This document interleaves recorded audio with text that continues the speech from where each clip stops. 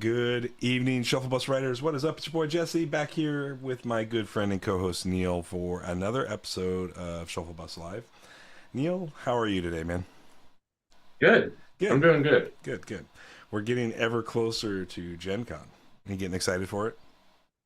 Yeah, I am.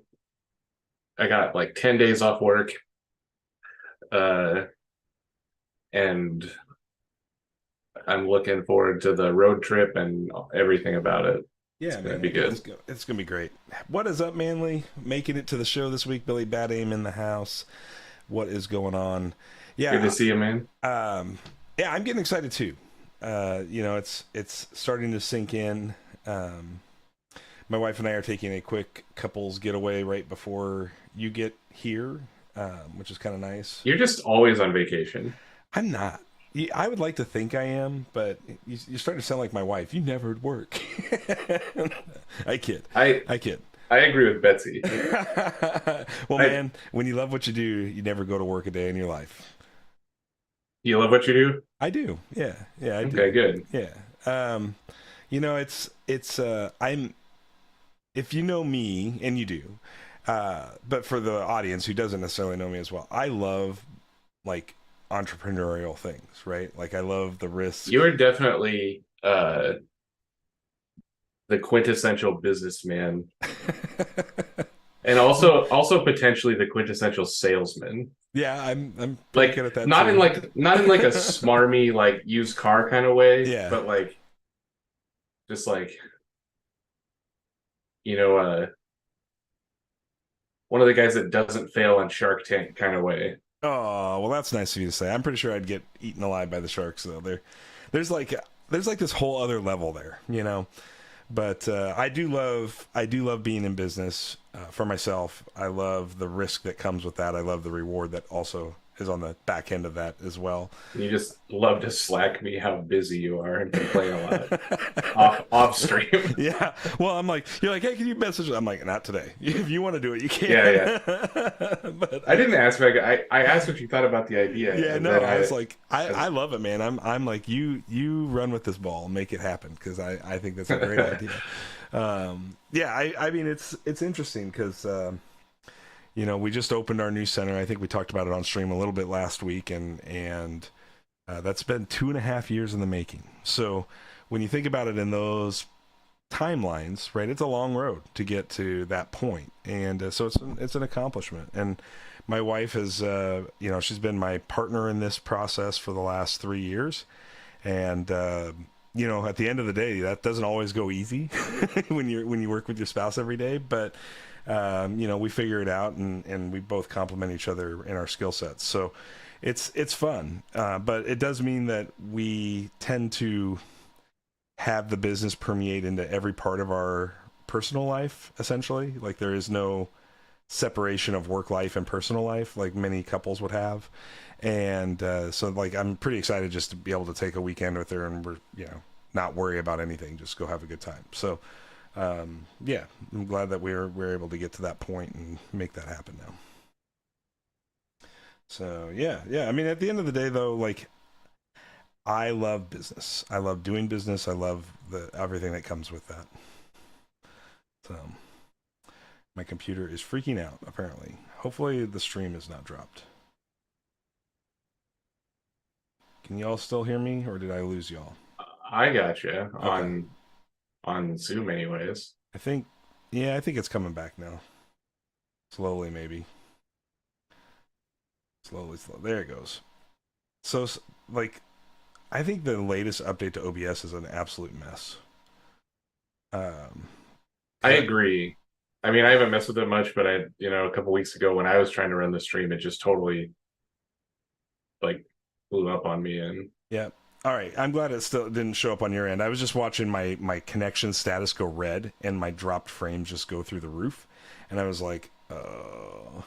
And usually when that happens, you'll see like your CPU spike out or something on OBS, and my CPU is like 1.6%. So I'm like, well, um, so Ank's asking what my business is.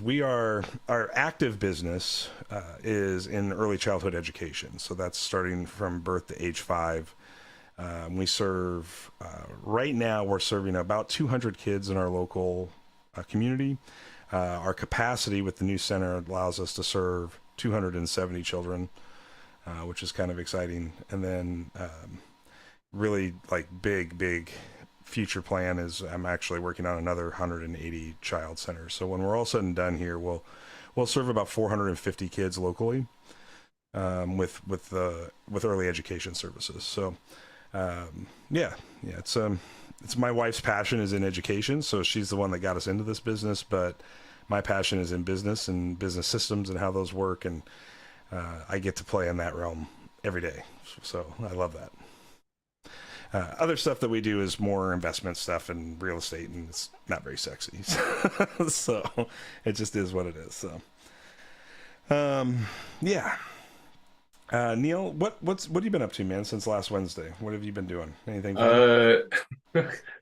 Just Diablo essentially. Are you playing Diablo now?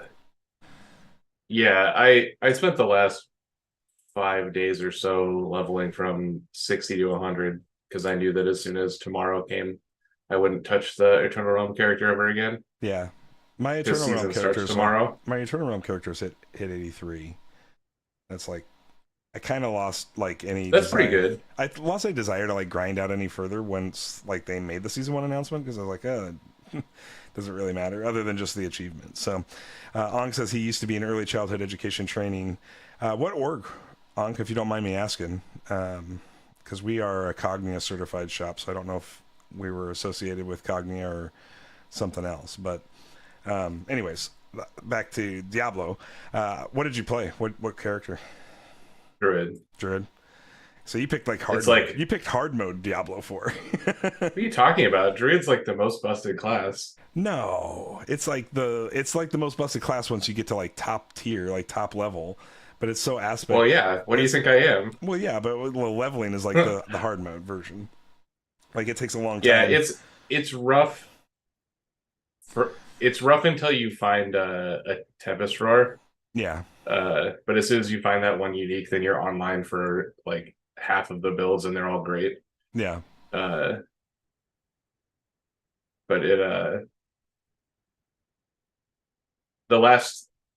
unfortunately, all the big nerfs came in yesterday midday. Okay.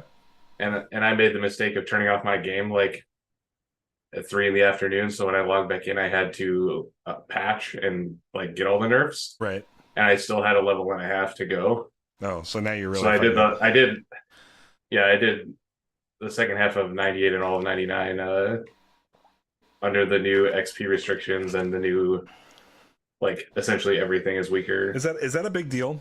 Is it actually a big deal, or is this just like streamers getting clickbait at this point? It depends on how you look at it. Essentially every class is weaker. Yeah. Which,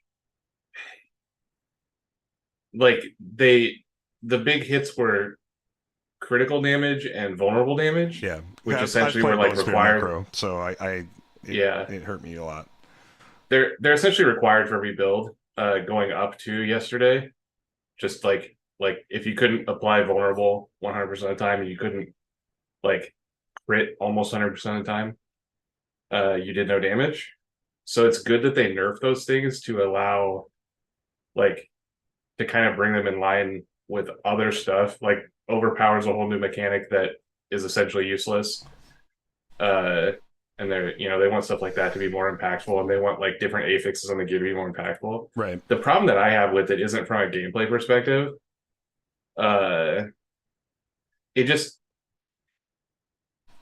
It feels bad to go from like, essentially every class is like 25% less damage output now. Right.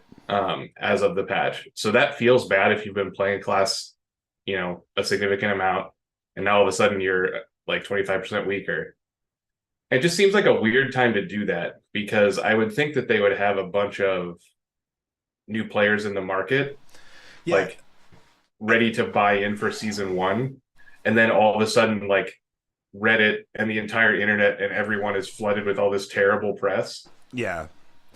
And it definitely seems like I agree with you on that for sure. Like it It's seems just like a it's just weird like time. from a marketing perspective, from a psychological perspective, it seems like a weird time to neuter everybody. The thing that I'm hearing, and whether it's true or not, I mean, is that the way these malignant hearts work in season one, which don't carry forward to the Eternal Realm, I want to be really clear. So if you're not playing seasonal, like this is just a strict kind of like downturn of the knobs of power in Diablo, right? But if you're looking at season one of the malignant heart mechanic, what they're saying, what a lot of people are speculating right now, based on what the malignant hearts will do, is that if the malignant hearts were put into place with the current power levels that things were at, then basically the game is total easy mode. There's nothing to do. And Right. That's and and that was kind of what the devs were saying too, and that's what a lot of people took away was that the seasonal power-ups will make up for the loss of offensive power right, in the patch. So they wanted to kind of keep it in the same realm. Uh the issue that like the smart people have, the math people have with it is that so we got our offense neutered that gap will be refilled by malignant hearts and seasonal stuff, right. but we also got our defenses neutered by about 30% That's right. across the board. Because the aspect of disobedience got And hit hard. well, aspect of disobedience was by far the most busted legendary apex in the game, For sure. so like it's good that that got hit, I but agree. in general the rules of all damage reduction in armor and armor percent across essentially all items that it could roll on is down 30%. Yeah. And every seasonal character won't get to have 3 skulls in their jewelry. Right. So you're because you have to have that's where the malignant hearts go. Yep. So you're minus 750 armor flat. You're 30% reduced in like potential defense that you can get. So people are worried that everybody's a glass cannon. Yeah. And some people like that kind of gameplay. And I mean, I'm kind of a sit and wait kind of guy. You know how I feel about like Speculating too early on something. just like game theory involving like nerfs and Yeah. just that kind of thing. But so that's what most of the like big, you know, like Maxwell or Icy Veins or whoever are talking about, like the big crews that do all the content creation on the internet, are worried about the defense debuff. They agree that they think the offense should probably be fine once you acquire the malignant hearts, because some are kind of wild, but the defense is rough. And yeah. Well, I think that, and where the real problem exists is especially when you get up into like the tier 100 plus content, where you're like, you know, your monsters are level 110 or whatever it is, and basically like what they were saying is at that particular level they're not sure any build survives, right? But I wonder if that's Blizzard's goal, to allow for seasonal tier pushing to stay under tier 100. You know what I mean? Like it I it feels to me, and this is just opinion now. This is not like for sure. any fact-based stuff. It feels to me like they oversold themselves a little bit leading up to this point, and people are, you know, essentially conquering all existing content much faster than they thought they were going to. Mm-hmm. And these changes feel like a way to stretch that out. Yeah. Because the traditional thinking would be that if stuff is nerfed and the game becomes harder, the rewards would be better. Right. But they're not. But the rewards are nerfed too. Yeah. So and the reality of it is rewards in Diablo are kind of strange anyways, right? Like there's no direct reward for anything above. There's no difference in end game like grind on tier 33 plus, right? Like tier 33 is when you can start rolling actual perfect item level gear. The quote unquote like uber uniques, the lottery items that nobody will ever find, start at like Nightmare Dungeon level 31, right? Which is level 85 monsters, right? and above that, there's not really much reasonable difference between drops. Yeah. The thing that really gets me is the XP nerfs. That was kind of more the reward thing for me. The rewards in general, what they've done is they've made nightmare dungeons drop more items, but they're not better items. It's more items of the same quality we're getting now. Right. Which is almost a nuisance because so much of it is trash. And since they didn't add any quality of life things for like loot filters or stash space or like even just like a search bar or anything, like it's kind of just like more garbage on the ground. Yep. But the XP nerfs is what I thought was weird. Is like if the content's going to be more difficult, you'd think that it would be worth more XP, right? Because kind of the sweet spot of grinding XP in Eternal Realm up to this point was fighting monsters 3 levels higher than you, because you got this bonus of 10%, 15%. I don't know what the numbers were below. It turned out 25. Like 25% was the 10, maximum, 15, right? 25, or 15, 20, 25. One of those two. The biggest one was 25 at 3 levels higher. Yeah. Now it's 15%. For every level higher a monster is than you, you get 1.5%. So it caps out at 15% extra at 10 levels above you. Right. And that's just like not practical. You got to have a really good build already put together, right, to make that happen. So well, there's lots of builds that could kill monsters 10 levels higher than you, but it's just not more efficient even with the 15% bonus because it takes you longer. Sure. So now you're very incentivized to fight monsters the exact same level as you, because you just want to kill as fast as you fight monsters. Right. Yep. There's no negative penalty until you go below your own level. Yep. And the 1.5% extra at one level higher than you, who cares? Like once you get to like level 85 or level 90 character level or whatever, potentially you could go to like 3 or 4 levels above you and still clear at the same speed. Right. But it's the people that are just playing casually are not going to notice anything. Right. Because they don't try to maximize the efficiency. Right. The people playing at the top levels are going to feel really bad.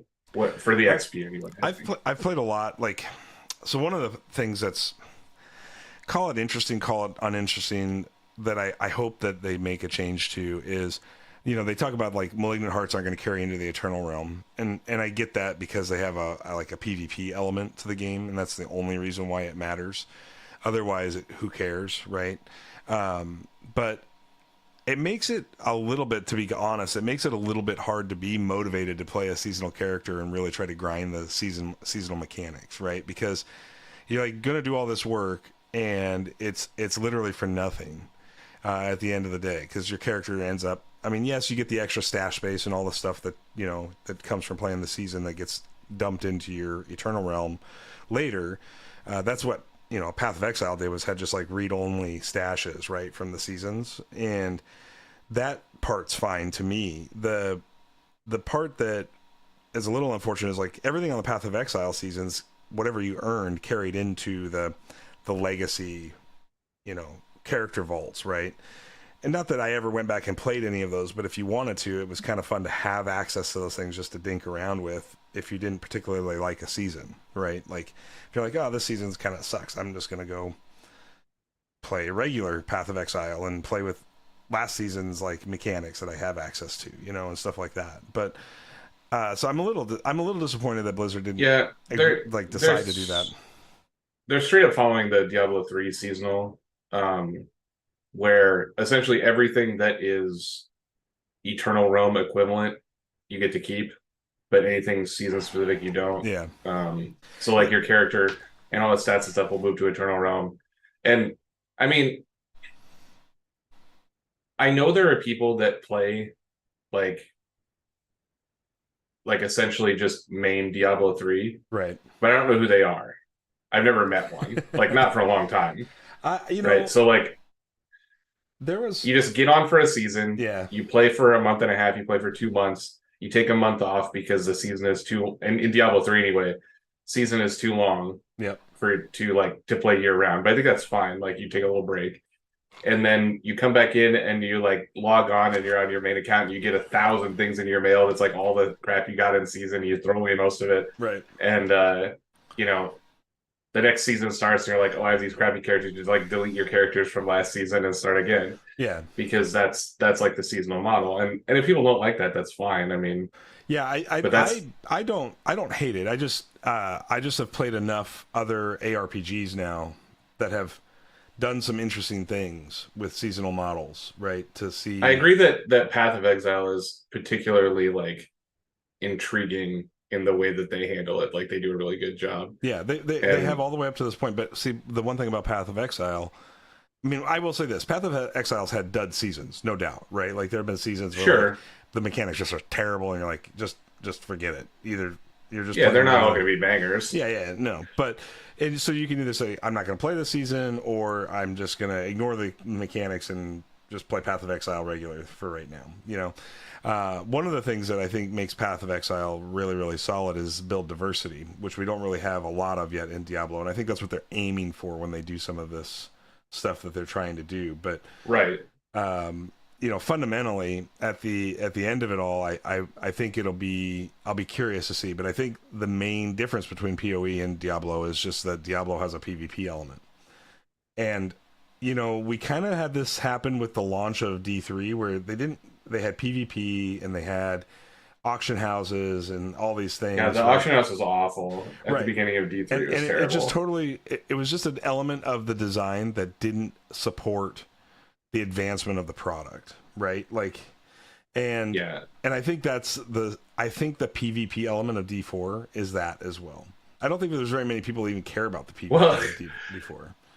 so the PvP has gone through some funny cycles. I don't know how much beta you played, but like if you were in the like first one that was collector's edition only, Right. you could walk into the PvP area and nobody would fight each other, and you could all just kind of like just do your thing. Kill the world boss in the Like area or whatever. And it was just like essentially everybody was just like, I don't want to fight you, you don't want to fight me. We just want to see the content, so we like kind of hold hands and just bunch of care bears. it's and then in the last few weeks, just recently, they turned it off. They turned off all PvP because it was bugged.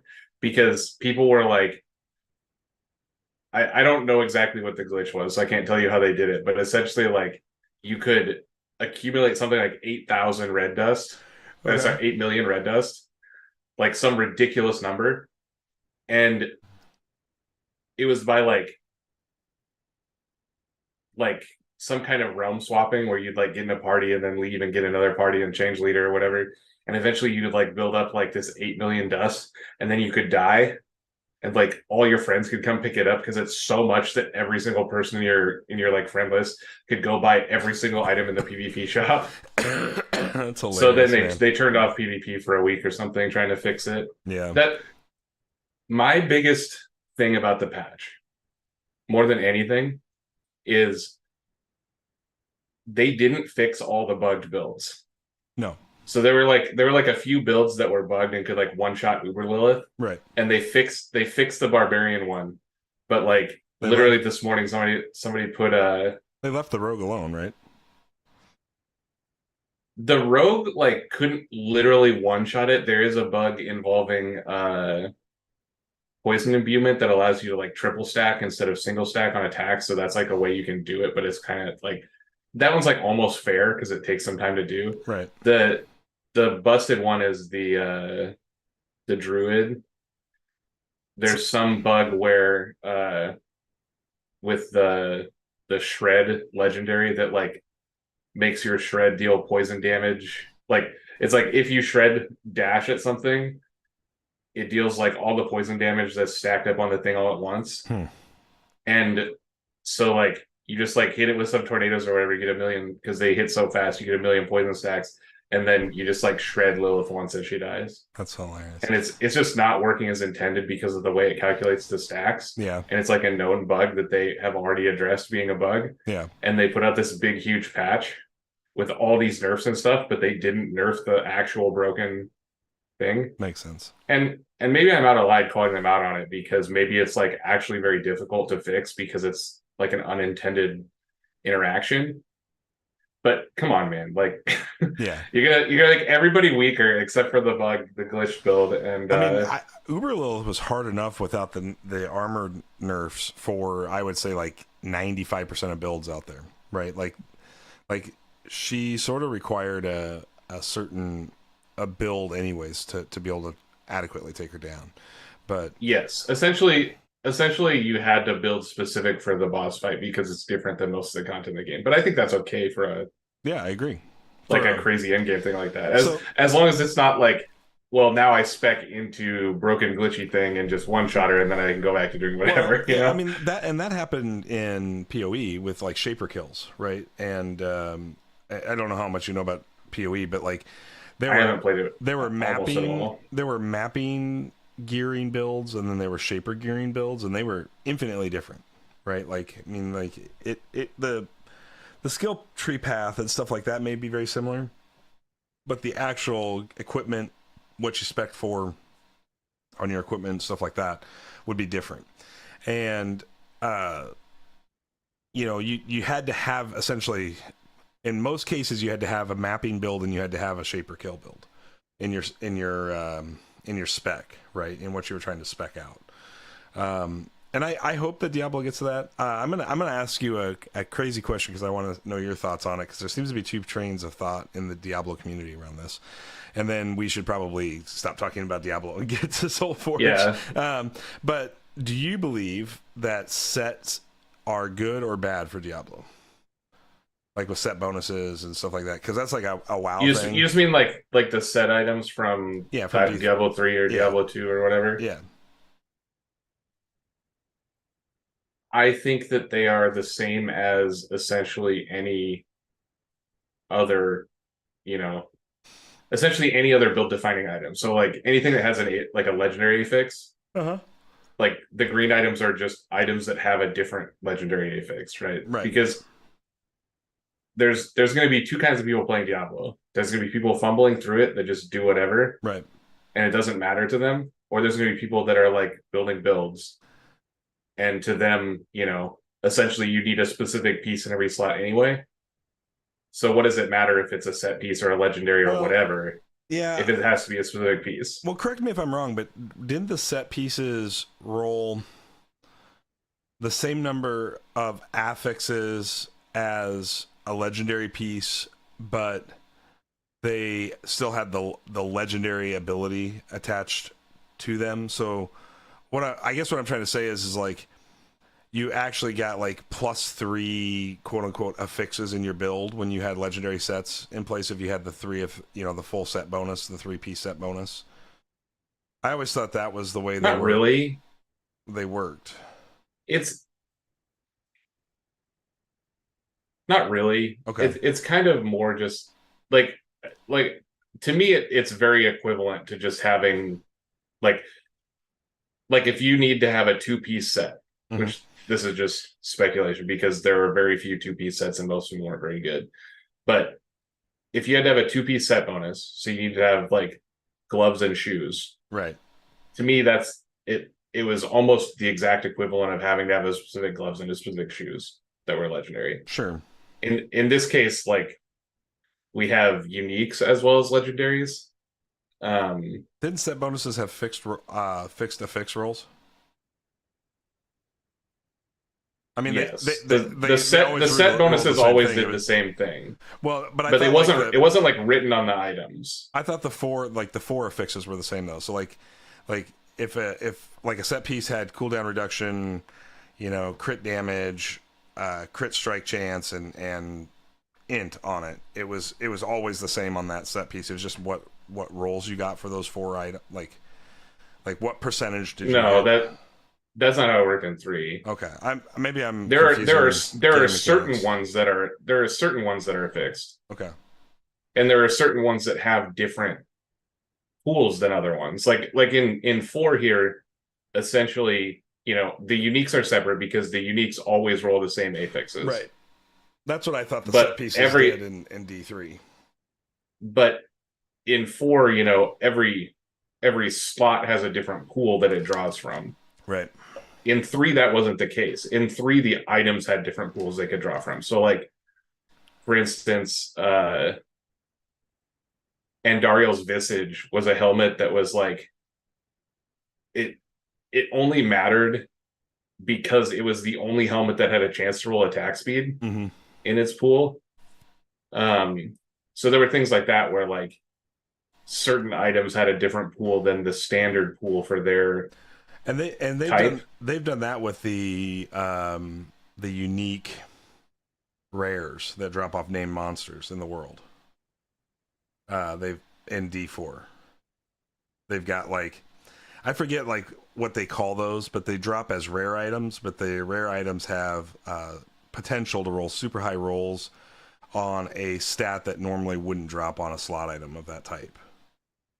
Oh, I guess I'm not aware of that, but Yeah, I they're believe you. so if you're ever running around the map and you get like the little white icon that there's like an elite nearby, like you know what I'm talking about, the little crosshair thing. Yeah. That is indicating it's a named elite that drops a named item, and you can always tell them when you pick them up because they have the italicized flavor text on the item when you pick it up. So and apparently those have And it's a you're talking, and this is an item of yellow rarity. it's a yellow Is what you're rarity talking item. about? It's a yellow rarity item, but it'll always have one stat that's fixed on it, and it can roll higher than any other item of its type on it. On that one Interesting. stat. I didn't know that. Yeah. So I forget one of the builds I was looking at on my Necro, there was an amulet that you could chase down and farm that it would roll like 850 flat life on it, which is a ton, right? Like an absolute ton of life. And, you know, life doesn't normally roll on an amulet, right? Number one. Number two, if life does roll on an item, it doesn't roll at 850. So it's like a double whammy to sort of farm this thing and try to, you know, really bump up your life if that's what you care about in a build. But anyways, long story short, I think D4 is pretty awesome. I think that the changes they make are really, right now, are really aimed at, to your point, slowing the game's progression down and prepping for this potential, like, super offensive league we have with the Malignant Hearts. And I don't think they want, what I don't think they want is, like, Sork leaderboards and rogue leaderboards and stuff like that trying to clear, like, T150, right? I don't even know if those sigils exist yet. But, you know, I know tier 100 sigils exist right now, right? And so part of what comes in seasonal Diablo is the torrent level you can clear at, right? Like the torrent level you clear as you push your build to the maximum in the season. And that's always been part of the leaderboards. In three, yeah, in three it was essentially just like what the highest greater rift that you could complete was, and if you could do a 150, then it was who could do the fastest, right? Because 150 was the cap in D3. Right. Yep. So I do wonder if that's going to come back into play in season. They haven't really talked about it yet, so we'll see tomorrow. Yeah, I think they're really trying to avoid the leaderboards. That makes sense. I mean, people will build it anyways, right? Like at the end of the day, it's going to happen. Yeah, somebody will make one. Yeah. If it doesn't exist through Blizzard, which it will eventually, because it just has traditionally been a thing. But is Neil the face model for Nova Elementalist? That's a good question, Carl. It's possible. I have the Nova behind us. Not that I'm aware of. If I am, they owe me some royalties. We'll get with Stoneblade on that. But thanks, Carl, for chiming in. We definitely need to pivot back to Solforge. We have spent more time than we should on Diablo, but I could talk Diablo like nonstop. It's one of my favorite franchises and has been for many decades. It's been fun. I think that I missed 3 more because of it, but oh really? That's interesting. It's just like a system that I've been playing for years and became attached to. Maybe this one will grab me like it did. What are you going to roll for season 1? Are you going to roll a druid again? I don't know. I'm probably going to wait a few. Like I'm probably just going to like dink around for a couple of days and find out like which of the builds follows the follows the gameplay arc that I like. Yeah. Because I just, especially in 4 where they've changed it to where it's like at low levels it's very expensive to respec. At Yep. high levels it's just very tedious. Yep. Uh, when the cost doesn't matter, then it's just like time, and so I Yeah, just want to know what I'm diving they're into before I introducing scrolls of go respect real into the hard. season though, right? So, You only get one. oh really? Yeah, there's one to unlock late in the battle pass. That sucks. So They need to offer more of yeah. those.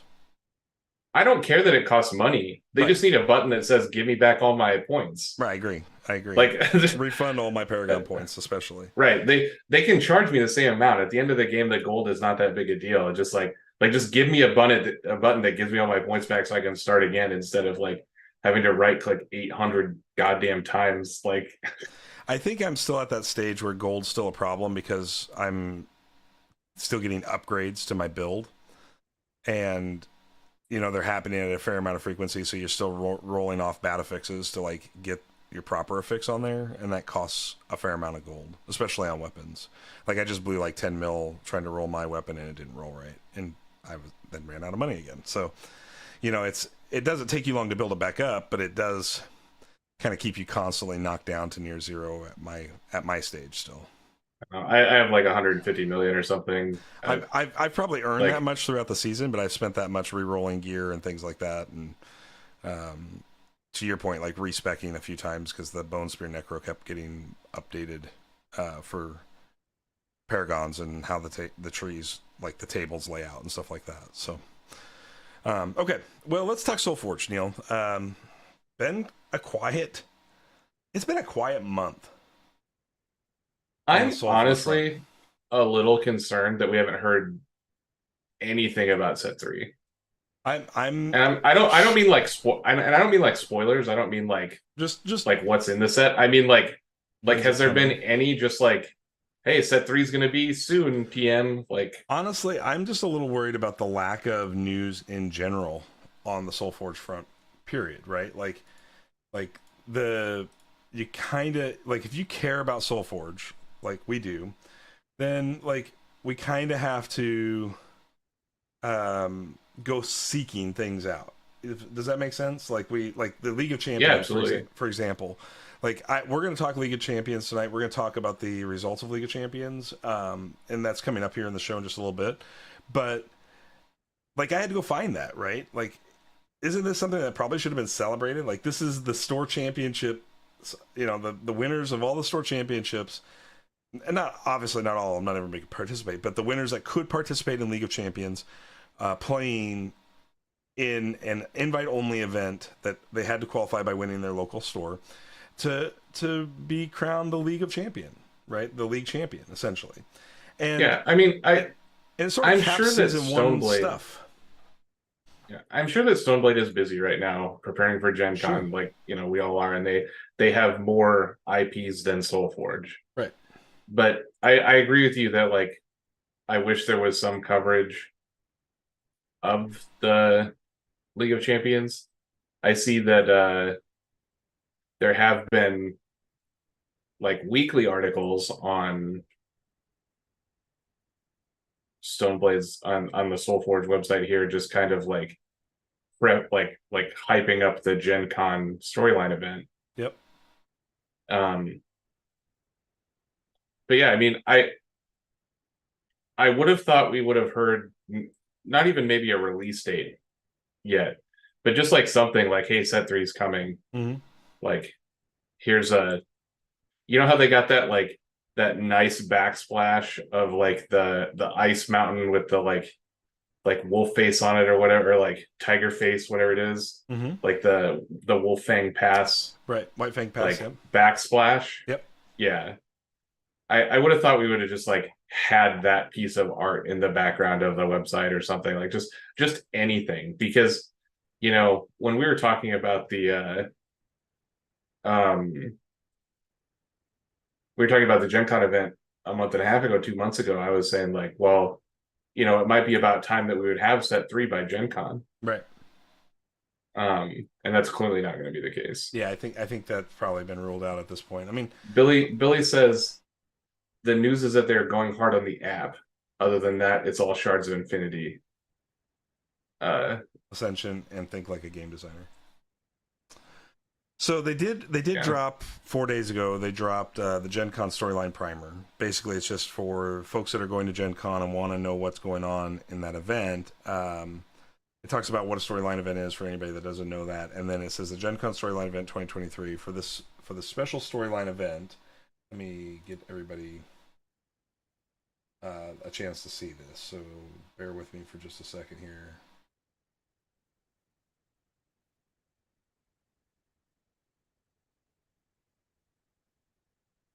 yeah. It Okay. and I know like I haven't heard from Shadow in weeks, and I know it's because uh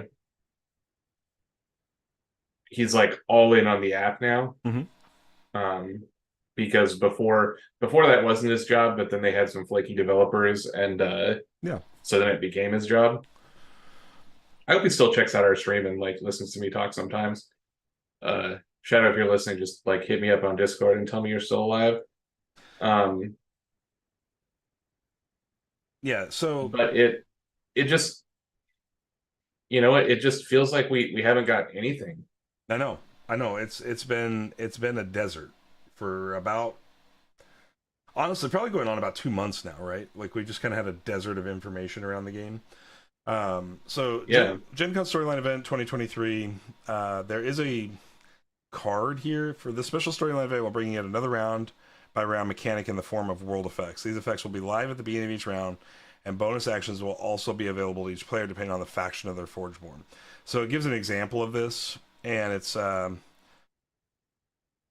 it basically says, like, if you're playing a Loyan, when one of your robots enters play for the first time, give a +1/+1. When one of your zombies enters play, give a +1 elemental spirit. So it's kind of playing on that, and then it says you may take the following faction action. If you do, you must flip this card at the end of the turn, which is play a Gizmo, get a +4/+4.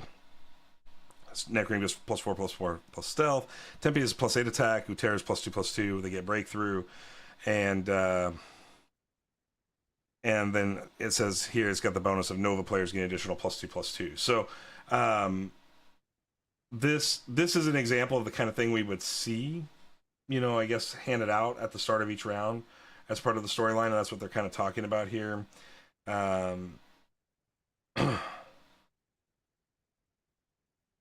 yeah. I mean, it's kind of interesting. I didn't go to um Fuse Fest, so I didn't get to. Did they do something like this for that? That was a storyline event as well, right? So there's, yeah. So it was, and Ben says, talked to Shadow a couple days ago regarding Nexus Kickstarter. Can confirm he still exists. well, I mean, I'm glad he still exists. I would be really concerned if he didn't. Depending on how the points come out at the end, will determine the Forge card that we will receive, whether it's Aloyan, Necreum, Tempes, or Utera. I can send this to you, Neil, so you can kind of follow along. Yeah, I'm just following along on the website. I got the article Okay. up. So that's basically all we know, right? That's the only thing we know about Gen Con. We don't know Right, because they had since, and I'm gonna verify this because I haven't looked in a little while, but I know that they had taken the Gen Con events off. It's up now. Yeah, it was up It today. is up now? Yeah, Okay. there's 10 players registered for it right now. For the storyline or for the worlds? For the worlds. I don't know about the storyline. I didn't look that one up. Sorry. I need to sign up for that. I'm gonna just message Shadow and tell You're him gonna play that in the he needs to worlds? sign me up. No, for the storyline thing. You gotta buy a ticket on the Gen Con site. I I don't got want to. to. I don't want to buy a ticket. I bought a ticket. I want It's them. for. I, I mean, it's free. oh, You just have to. okay. You have to. Free is acceptable. You have to buy the registered ticket. I sent you my Gen Con like. Maybe I did it. The I stuff know I signed signed up for for some of the Gen Con because I things. signed up for the Star Wars. I'll thing go too. check. I'll go check tomorrow or So, something. okay, so anyways, yeah, so we've got the Gen Con World Championship event coming. Obviously 10 of 64 players. Let's see if we can figure out who is coming. and playing. So you got Brian, Cody. Brian and Cody are both playing in it. Dylan, Elijah, Gorman, Christy, Michael, Nate, Sam, and Stephen Walters, Hellkite. So, I mean, this is an all-star cast of players for sure. I mean, no doubt about it. So, Well, I'd hope so. yeah, but 10 players so far. 10 players. At least according to this site. There may be more tickets sold, and I just haven't signed up on the Solforge site yet. I don't know. But something to think about there. Yeah, so I don't know. I'm assuming that the Creeches will be there because I know they're. I talked to Greg about it. He's not going to play in it. He's not playing in it. Why not? I don't know. He just said he wasn't going to. Why is Greg here in the chat? He's here watching sometimes. Yeah. I asked him when we were playing the sealed event at Joel's house a couple weeks back. Cardboard Newt says that I'll be there. Okay, cool. Yeah. Yeah. I mean, I'm like grandfather will be there, right? I assume. I don't know. It's not registered right now. You know, I mean, that's the thing, right? Like, there's not having Greg in it is just criminal. I don't disagree. I'm gonna talk to that guy. I'm pinging him right now. I literally talked to Ryan this afternoon, and we were like talking about being at Gen Con. And I didn't ask him specifically who was playing. I just assumed he was. But Manly saying grandfather won't make it. Saying that's probably why they put their decks up for sale. Yeah, I don't know. Again, like, you know, I don't want to speak for Greg or Ryan, so I don't know what their decision points are in any part of this. But obviously, we'll be covering it. It won't be live, but we will be covering it with real-time commentary and then releasing it to the YouTube channel. So my hope is that what we record on Thursday, I can go back to the hotel room, and our internet is not such a potato that I can cut the games up real fast and send them and start uploading them, so that, you know, Friday you all can catch up as to what happened on Thursday, and then obviously we'll cover Friday and do the same thing, and hope for Saturday you'll be able to see the outcome. Obviously it'll be talked about, but the idea being that you'll be able to watch those games unfold. And there'll be live commentary, right? Which live commentary is so much better than pre-recorded, because we've done pre-recorded national commentary a few times, and it's fine. But Manly says it's all speculation on my end as well as what Greg and Ryan's intentions are. Yeah, I don't know. I mean, I really don't know. So I don't want to speak for them. But, you know, end of the day, like, whatever the reasons are, I really do. It was just a guess as to why their decks were for sale. Yeah, I really do hope that they consider playing and consider. Well, I know for a fact that they are going to be at Gen Con. Yes. So we'll see. Maybe, and I know that they're staying with the Charge Play guys.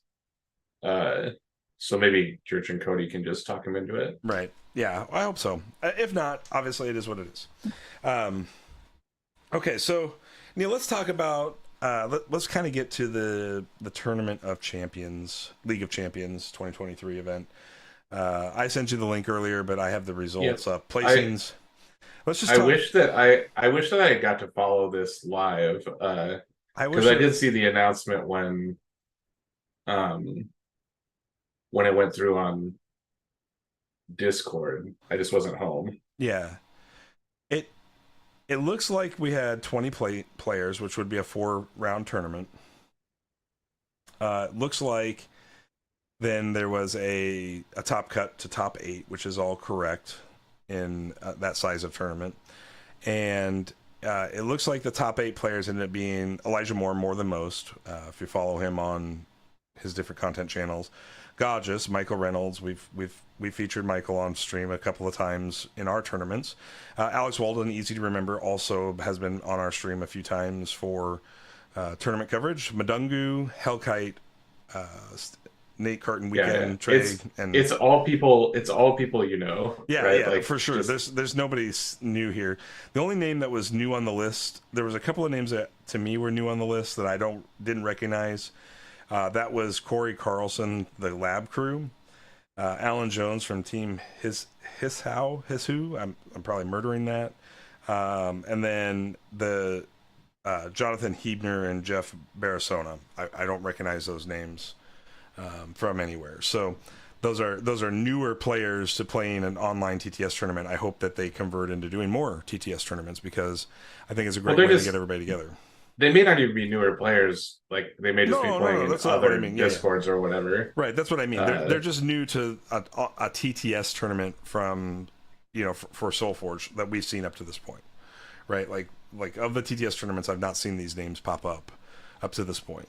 So that's all I'm saying. Corey's from Wisconsin. Okay, cool. That's awesome. I I mean, obviously, this is a murderer's row here, right? Like, yeah, if, I mean, look at the people. Look at the people that didn't make top eight. I know that's Uh, that's what I'm saying. Like, if you look at it, it's like Ryan, right. obviously, is a strong Cardboard, player. Uh, cardboard Newt, Church, yep, Ryan. Just Christie. Like, this looked like a tough tournament, and the records for Cody and Jurch were pretty similar, except that Cody got a round one win and Jurch lost round one. But they both ended up leaving the Swiss rounds, 3-1. Or no, he went 2-2 or 2-0. No, 2-2. I'm sorry, he went 2-2. So he was down a game from Cody there. Corey is also currently ranked number 4 in the bronze circuit. I don't know much about the bronze circuit cardboard, but maybe you can fill us in on that as we move forward. I want to try to cover as much of the stuff that's happening. It just seems like it's hard to really know. And a lot of those like smaller league circuits that are happening on the Stoneblade Discord are not fixed deck, where you can change your deck week in and week out. And I think that's cool for replayability and keeping people engaged, but makes it hard to to cover tournament results and really see where we're at. But okay, so how do you want to do this, Neil? Do you want to go through the top 8 decks tonight? Do you want to start at the top and just work our way down until we run out of time? What are you thinking? we should talk about it some. The thing that like kind of stood out to me was that we had 3 rumbles in the top 4. Yeah. Yeah, 3 of the top 4 were rumbles. Yep. Which I mean, this is kind of what we had anticipated set 2 was going to look like.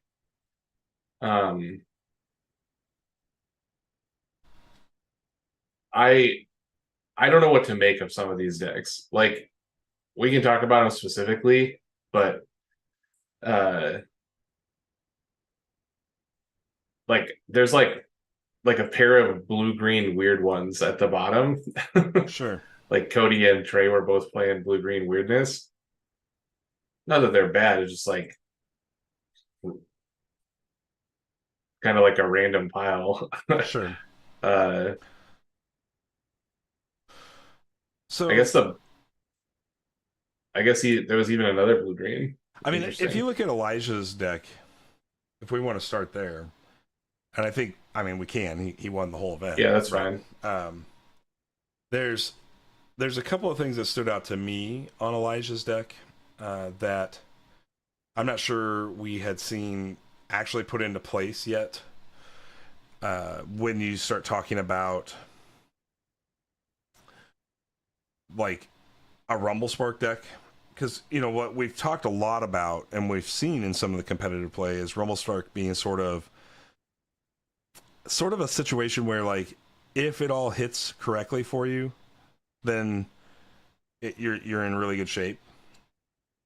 And if you sort of miss on the rumbles on the Nova in cycle 1, you end up in a position where you're sort of too far behind at that point. And that's what we've seen on a lot of those. But I think this deck in particular, when we really break it down and you look at what he's got in across the field of the deck, obviously the win condition is the double shambling Nova, right? We know that, and the Dark Heart for sure. But he's also just got good cards in the Colossus, the Tortoise Colossus, and Yeah, this deck just has very few misses. right, There's just yeah, that's where like, I what's was the leading worst with card it. in the deck? Howl of Zith. Maybe, That I mean that card's pretty bad. yeah, Um, yeah, it probably is the worst card. but like Indomitable Fiend is kind of bad, but that card's like playable. Obviously, this deck just doesn't have a lot of misses. It has a lot of has first off it has double Shambler, Right, which we know is like obviously been in play in a lot of variations. It has Darkheart Nova. right, It has like reasonable spells. It right, has multiple free spells. It has Necrovive and Warbringer. Though those are like 1.5 free, where you gotta upgrade them or play them in cycle one the hard way, and then they're really good. right. Um, it has a Mongosaur, which I think is like randomly like really really good with Nova, because I've talked about on stream a million times that I think you both need ways to put the Rumble Boy in play, Mm-hmm. as well as use the Rumble Boy body for stuff. Right. Um, and so Mongosaur is a good way to do that. Yep. But like it just like every creature is just playable to good. Correct. So it's never gonna miss on like lanes. And its spells are just fine. Right. And it has, you know, Rumble Darkheart and double shambling and just a pile of like I don't know how to put it other than it's just like the floor is really high, it seems. Yeah, and Fireheart Idol, we've talked about. I think I've talked about as kind of an MVP card that's hasn't seen a lot of love competitively. But I do think that this card in a deck like this, where you have a lot of sack outlet opportunities and you have a fair amount of spells here in 7 spells, you're Yeah, I going to mean get these you counters. essentially have 8.5 spells, right? Right. Because Rumble also triggers it. Correct. Right. Um So I think man, this deck looks it looks tough. really good. Yeah. I mean this looks like a very good version of Rumble Darkheart, and that was kind of what we assumed would eventually show up at some top tables. Not necessarily that it's literally the best thing you've been doing, but it is a very good thing you can be doing. And if the other cards in your deck roll high, it's going to be good. Right. So, do you think he played the Sunder or the Knicks? I was trying to figure that out. Uh, Both are pretty good here. Both are pretty good here. Frost Blast is pretty solid. I think the Knicks is probably what he played. The Knicks seems like it's a little more the Sunder. Like Frostblast goes from really good to useless Right. depending on board state, and um, again, Gale Surge is kind of like medium. The Knicks is just like Dark Summoning is very good. Soul Rip is kind of an interesting thing with Rumble specifically, Right. because that's another way to use the body. Though other than that, it's kind of trash. So Yeah. maybe he did play this under just because cycle 3 is bad. He did say he played Knicks. Cardboard Newt said he played Knicks. So, Oh, okay. Cardboard Newt having the inside scoop here. Let us know Knicks We was. played in the tournament, Yeah. so That's why I said it was the inside scoop. Yeah. I think the Knicks looks the best here, too. Like, at the end of the day. if you ever get to can you imagine your turn is like sack your damaged Rumble to put Darkheart into play and then play a spell? Like, could you imagine that as a play in cycle 3? Yeah. I can. I really can. Seems pretty good. So it's just like that sequence has to be absolutely bonkers. It's like that's a little high roll. Like What if they have the other dark card in play, so you get the rumble back immediately on top of that? Like that's well, then you can just play anything, yeah, and it's fine. yeah. So yeah, I think that I think that I this yeah, I feel like the analysis of this deck is just kind of boring because it's just kind of the embodiment of what we've been talking about since set two release. yep. And And honestly, this is probably the best version of it we've seen up to this point. I don't. I think it's the best one we've seen in a result. I know that I've seen better like dark card halves and better Nova halves, Sure. just not by a significant margin. Right. That makes sense. I still think like of the ones we've analyzed that have been entered into tournaments, this is easily Right. the best Of the one. ones that we've seen in top eight lists, this is the best one, Yeah. I think. Yep. I agree. And he went undefeated on the day, so that should tell Yeah, you something. obviously it was successful. Right. That should tell you something about that. So, okay. So the second place was pulling up here was Gauges, Michael Reynolds, and Michael's been on a tear lately in the online tournaments, and has really put up some great results recently. So something to keep in mind. He's got a Korok Nova, so this is not a Darkheart deck. This No, is but it does also have a Furious Shardback in it it. does. It has a Furious Shardback, which I was going to get to, and it has a Rageborn Eruptor. It has a Chaining Warhound. Like this deck has like, if you could pick a red half and say, I want all of these adjectives on my red half, these are the adjectives you want on your red half, right? So Mm. It I mean, any red half that has a Nova and a Furious Shardback in it is probably very high value. Like the the spells are not good, right? Like uh he's got two mages for the Flame Sculptor Seal. Like Flame Sculptor Seal is an okay thing by itself, but it really is only good if you um have the mage to play with it. right. Uh and obviously the deck wants to put Nova in play anytime it draws it, so maybe that's good enough. But the green But half's got good stuff too. I mean, obviously, Summoning Council we know is just a powerful card. Vine Lash. do we know which of the Forgeborns it was? I don't. That's Anybody? yeah. Nova's Might, Nova's Wrath, and Nova's Dominion versus Blast Wave, Lightning Speed, and Earthen Fist. And I honestly, my gut says Korok was better here. So that he has a mantis, and that's why this is kind of like important Sure. to take into account. Like how this deck played out. I don't know. This deck is like 100% dudes. Yeah. So Um, Nova's might be pretty good with the Mantis. It's like yeah, a either of the cycle twos are very good with the mantis, obviously. Like deal 3 to 2 targets is very good. and Nova's Wrath And with all the minion generation here might be pretty good as well. So does he have a bunch of minions? it's I got guess some. he has a summoning council. Yep. Is that the only one? Looking now, I think so. Yeah, I think so. It's hard to tell. That He said Korok for Blast Wave shenanigans, just being able to Mantis Blast Wave. okay, yeah. It feels like the other Novas are a little underpowered. You can also Blast Wave your own Shardback here. So Is that even good to do? I mean, it If probably can't be bad, so, right?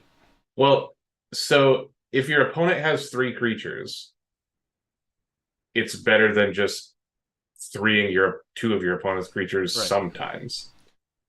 So like I think it's bad a lot of the time. I guess like there will be board states where if you choose target one of theirs and your shard back, you would like 5 that get one. one big dude of Mhm. theirs and a couple of little guys. Yep. I guess that's a play you could make, but I don't know. So Shardback doesn't need any help. Obviously, I love regenerating. The regenerating ranger gives a fair amount of life. Look at this bear. I'm a bear. The which one? I'm Stout a bear. 1424. Oh yeah, the stout bear. Yeah, it's I just a just big think it's body. funny. You got I am Groot. Uh, yeah, Um, I mean, the green creatures all suck except for the mantis compared to uh the red creatures. let's Like, what's his beast stats? He's got three beasts, so the mystical keeper's kind of okay. Um, and but the it, beasts are like, and the mystical keeper gives you a wisp, so that's not completely useless. Um, yeah, I'm not saying they're bad necessarily. They're just worse than the red cards. yeah, I mean, Ferocious Like, Roar. what's Ferocious Roar is going to be very good if you got a full board. Otherwise, it's not going to be great. Flame Sculptor Seal cares about mages. You only have three you know what mages. you know what is really sweet? Uh, Wait, hang on, let me look. I gotta read. Does Vine Lash trigger Shardback at level 1? It Your must, creatures, right? when one of Battle your is creatures non-combat battles, damage, or is it combat battle damage? is combat damage. I'm pretty sure. Well,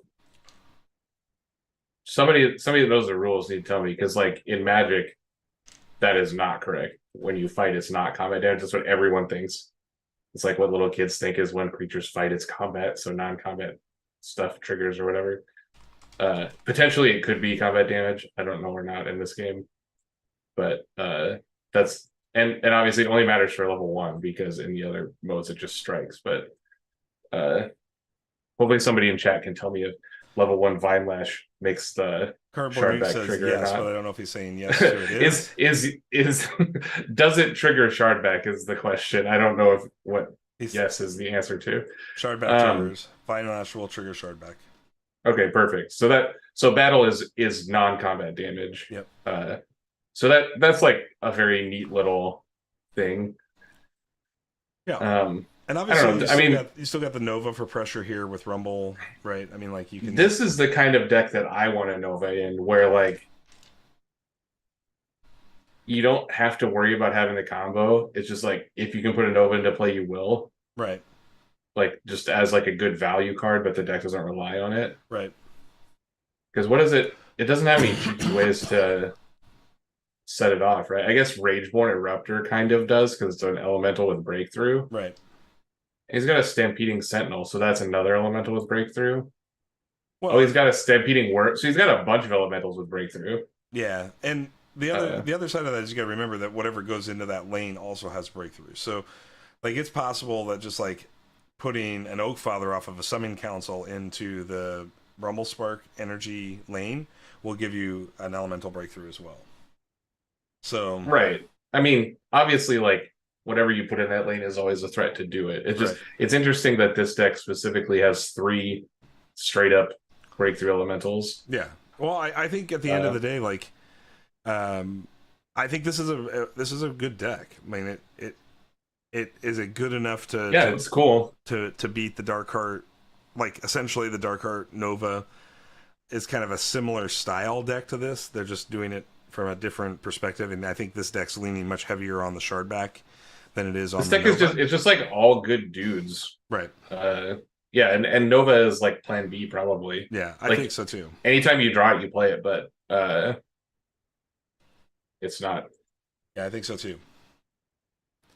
So, yeah, and I think the Korok here is very good with the Mantis. I mean, I think Mantis is just a busted I'm card. a big fan of Lightning Speed. Uh I think it's a great ability. it's in a deck like this that is rarely going to be behind on board because it's all big dudes. Right. Um, the Having that like essentially aggressive off turn is very strong. Yeah, you're 100% accurate. And I think the fact that you can access it again with the second level of Shifting Mantis, you know, on another off forge turn, essentially gives you two. You know, if we think most of these games are probably 6 to 7 turns, you can essentially put yourself on forge for a third of the game, longer than you would normally be able to. I mean, that's what you can do, right? That's what the Mantis enables with lightning speed. Sure. this deck feels like it's never going to play a level 2 Mantis. Like maybe some games it will, but Yeah, I mean, I just saying it can, right? And it has obviously has that availability. right. How big is this Mantis? It's a 1/2 and then a 5/6. So at level 2 is actually like a reasonable size. Shifting is pretty good for giving you a decent body after the Mantis. Well, it's like the level 2 one is always okay, and then the other ones are bad.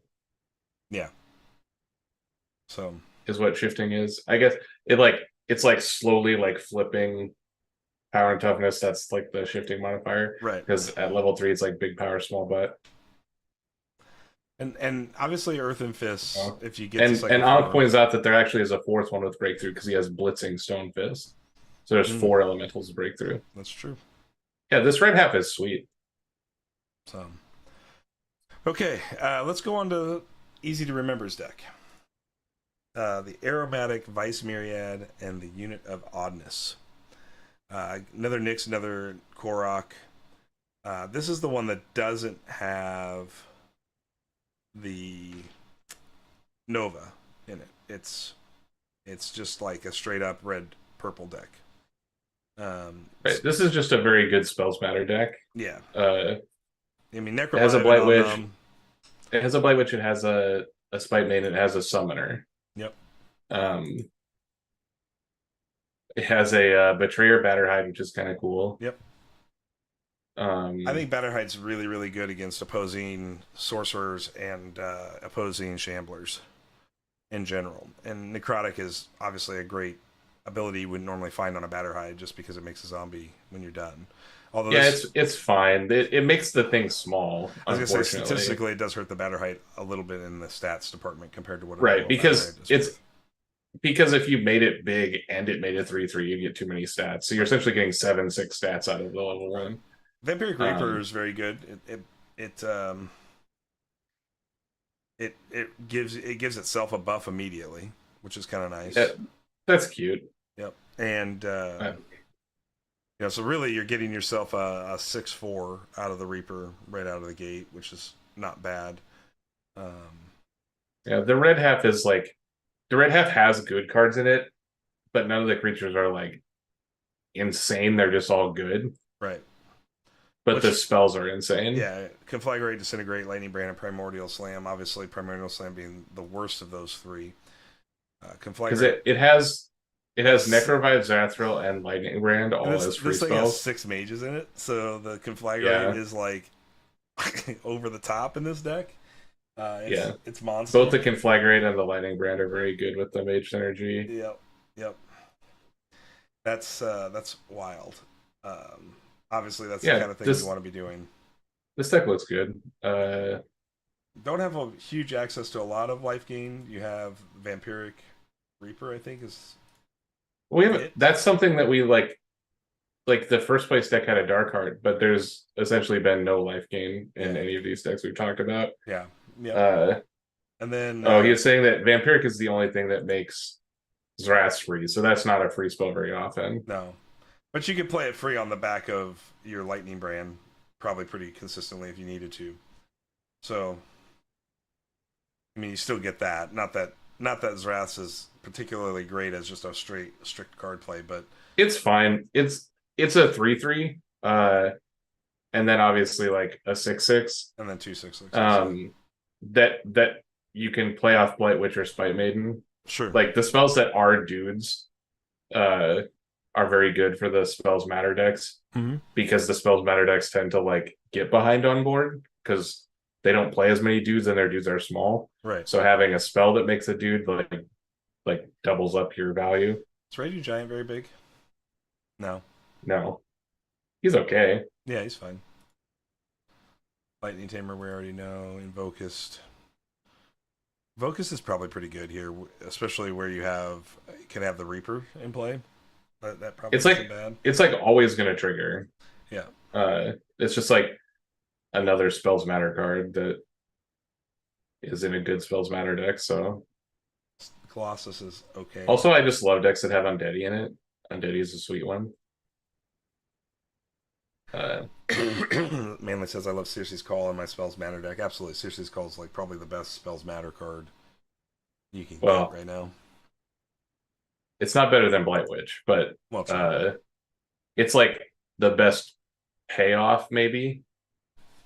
That's not true. The best spells matter payoff is Rumble Spark, but uh, So we've got a Korok with Flame Strike, Lightning Speed, and Demolish, I or think it's probably just playing Nyx, but or Nyx with Dark Summoning Army of the Damned and Soul Rip. it's just like dudes. Again, the spells decks like can kind of get behind on dudes, so having the dudes is good. Yeah.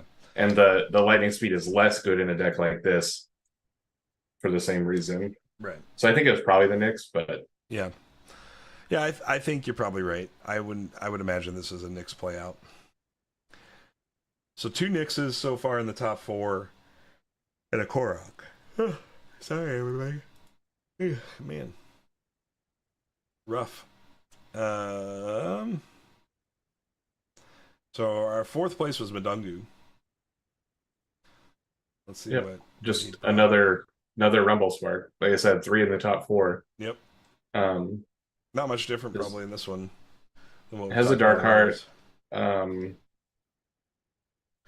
This one's got a little better. This does have the Circe's Call with a 7 spell deck plus the Rumble Sparks, so really like an 8 spell. And I love well, so this deck has Elementalist Ritual in it. Yeah. Which is like nutso with Rumble. Yes. Because you always have an elemental. I also really love the card Grave Pact with Rumble Spark. Like I said, you need things that use the body half too. Mm-hmm. One Shambler, obviously the Dark Heart. Necromancer. Gloom Reaper is like a really bad way to trigger Dark Heart. Yep. Chaining Mystic is kind of cool. I like chaining everything right now. Heartseeker is kind of good. I don't know. This again is very similar to the first place deck where it's just a good version of the Rumble Darkheart where like the misses are not very bad misses. Yep.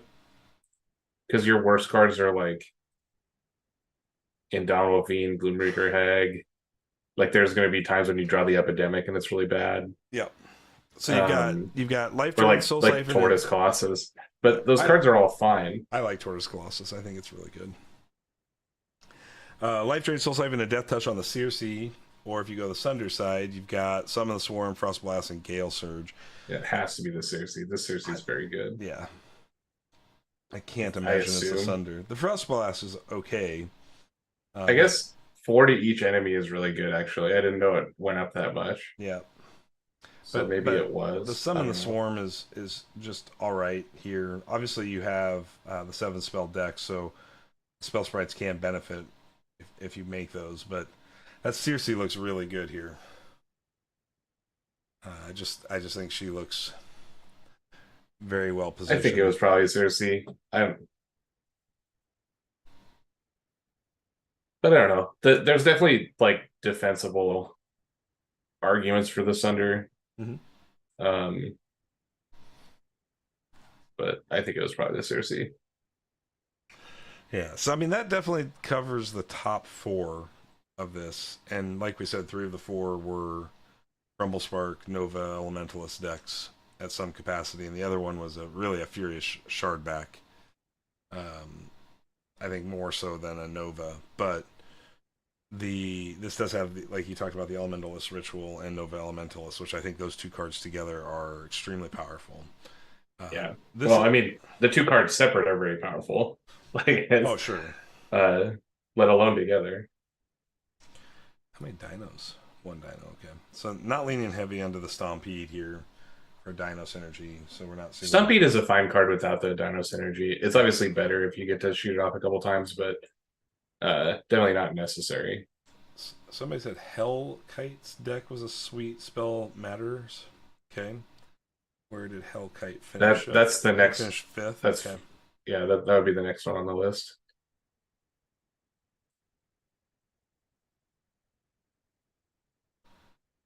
Let's take a look at it. Because what else are we going to do tonight?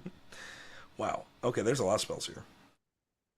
Yeah, so this one... 9 spells. I guess it does have a couple of good spell payoffs. It has Chaining Glider. Glider is a card I like a lot, and Chaining is an affix I like a lot, Yep. so that's good.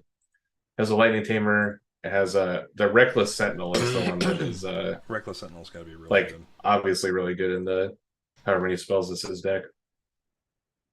Yeah, that looks really, really 9 good. spell deck. Yeah. And they're all pretty good. Like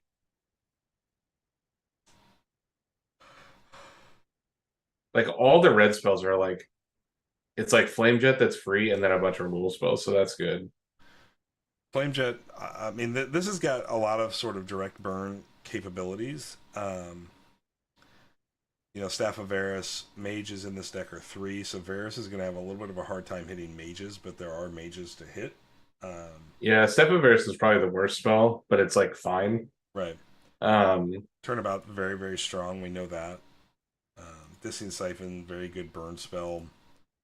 because it has Disian and Xeras like both as free also down here. Yeah, Disian Virix will all trigger Xerath's Will as well, which is also nice. So you can really And he's got the spells. He's got Shambler and Darkheart both also that trigger the Xerath. Yep. Yeah, so having 9 spells, all of which are pretty playable, alongside the Chaining Glider, Sentinel, Darkheart, and Spite Maiden as payoffs, like pretty good. Yep. I mean, this is definitely a good red burn spell deck, right? With what we're seeing here. And I bet he wins most games with Sentinel. Like, oh, you have to imagine, right? With the breakthrough on that, it has to be enormous. Like, you would think. I would love to have this red half to try with my Mantis Force Seal. Well, that seems unnecessary, but just because I'd like it just.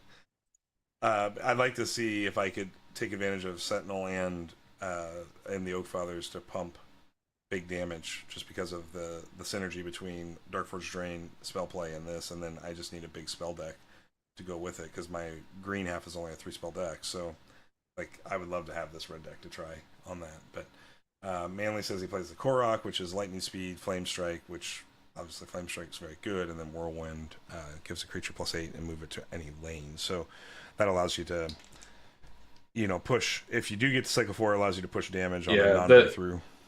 The Circe is like fine, but the Korok seems better. I think for this, because like you're just like trying to crack him with a Sentinel most times. I think. Yeah. Yep. Looks good. Yeah, the deck's cool. Yep. Obviously, couldn't crack into that top 4, but obviously put out. I mean, this red half is way off the RNG charts. Oh, yeah.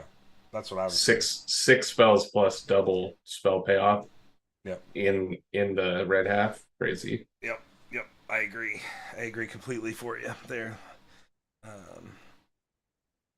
Is Electronet the best like card in all of Solforge?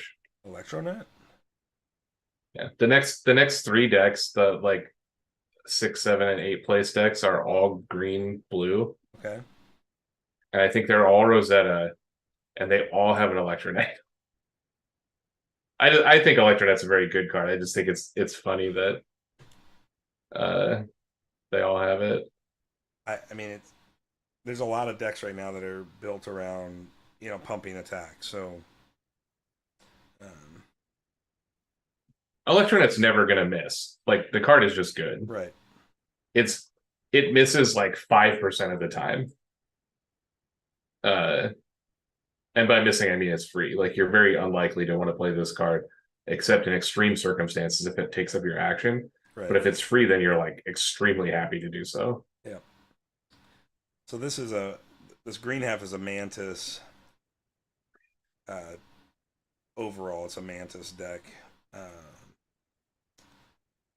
If you're playing the Oros, I'm guessing that they're playing Inspire and Tinker here. More than anything, trying to get that Krogius up. Because you can... Yeah, I think the Rosetta... Like, prior to set 2, I think Rosetta was the best Forgeborn, just in general. Her powers are strong. Yeah. And this does have the stabilizing suppressing, which we've talked about. Suppressing being very good for dark art sorcerers Yeah, and just very good for shamblers in general. and it Um, has a Warmonger mod that's a good card. It has a Drix that's a good card. Um, it has a Tinker, which is like randomly always a 2-for-1. yeah. It has the Mantis, which is like always a 2-for-1. Mm-hmm. In this deck, it's like a 1.5-for-1. Like Mm-hmm. the thing that it gets is not board impactful, but it's like I guess it makes a gizmo, so that's fine. It is always a 2-for-1. Has a Magnivorious Basher with breakthrough is probably pretty good to shut down some of these heavy spell decks that are out there. it has a batter hide, it has a splicer. I don't know, it's I fine. love Shroudhorn Splicer so much, dude. Yeah, it's a good card. Okay. I And then the next one I was this what? this deck is cool. Yeah. Trey from Fifth Cycle. Trey was 7th place. Again, it's just blue green. The Nova is actually very good, so I don't know if This one it's. has a Sonic Uh, Burst in it and a suppressing. I bet it's still Rosetta. Rosetta is so good. Enhance, Inspire with Repurpose, yeah. So you get the Nova's Touch at cycle 3 off the Inspire, and you still get the Enhance. I mean, it could be Nova too because 2 Wisps is fine, but so again, Electronet, like you said, Sonic Burst, which is a card that is very powerful and makes no sense to me. Um, Well, another Drix. Yep. Ooh, Charge Plate Assassin is kind of spicy. It is spicy. I was just looking at that. Stealth on a Charge Plate guy is pretty cool. The Steel Eye Researcher is also solid. That card is good. It's really nice alongside a Drix. That's like a reason that you would play the Nova, but I guess Rosetta gives it 1 trigger if you enhance. And you can get two off of the Sated Mantis. You can make another minion. And so I mean, yeah, again, this is just like value blue green again. Yep. It looks good though. And the last one is Cody. It's a suppressor. Yeah, Cody's 8th place. Cody has maybe my favorite set 1 card, Scythian Augmentation. I love that card. That's pretty good. Pretty good. How many mages he got? Only 2 mages. Kind of tough in this deck. Yeah, but it's not insane, but he does have. Especially since one of them's a Taliesin. I love Voltaic Prophet with a heavy spell deck. And I think Shroudhorn Splicer is very good here. Obviously, his finisher, he's attempting to finish with Krogius. Utera Charger being very strong as well. He's got a Splicer. He's got a Utera Charger. He's got a Drix. Like, he's got plenty of win conditions. Yeah. Nap time. Did he wonder if he played Steel Rosetta or he played Oros here?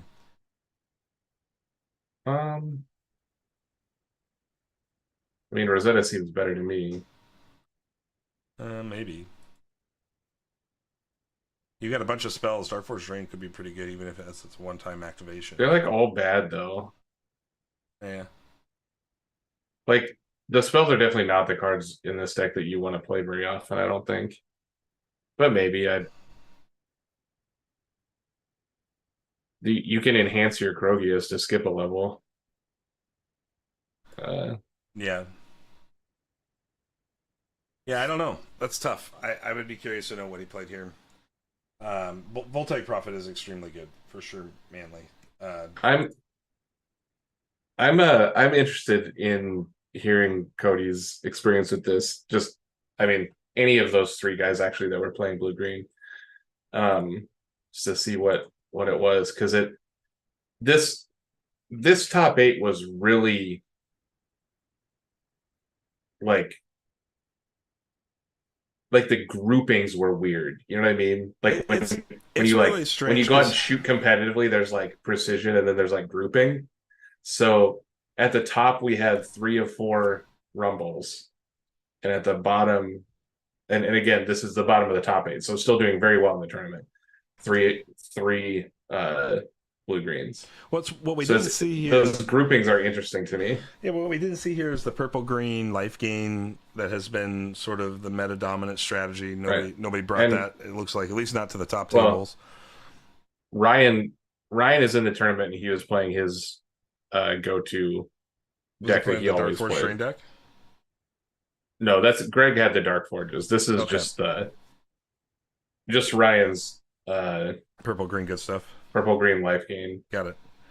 that has the like double kindred, just very, very high roll purple green. I haven't watched Ryan's video on green blue, so I'll be very curious. I'll have to go check that out. Manly, I missed that drop from him. Um, yeah, I just think it's interesting because like we talked about this with, I think with Jurch and Cody when they were on the show a few weeks back, and how we had been seeing even at like the UK Ultimate Championships, there was a shift away from that purple green kind of happening, and I don't know what was really triggering that per se, but we were seeing purple starting to get more paired with red. We were starting to see more blue red. We were starting to see more blue green. Like we were starting to see these other pairings come together and offer some competitive values. And obviously we know like we knew Rumble Spark, you know, and Nova, what is it, Elemental Ritual, and you know, Fury Shardback. Obviously, those are insanely powerful cards, and we knew that they could potentially sneak their way into top eights before we were all said and done here, and that's what we've seen on this tournament. I would be curious to see if the field had more of what we saw at the Ultimate Championships, like the Dark Forge Drain, Oros.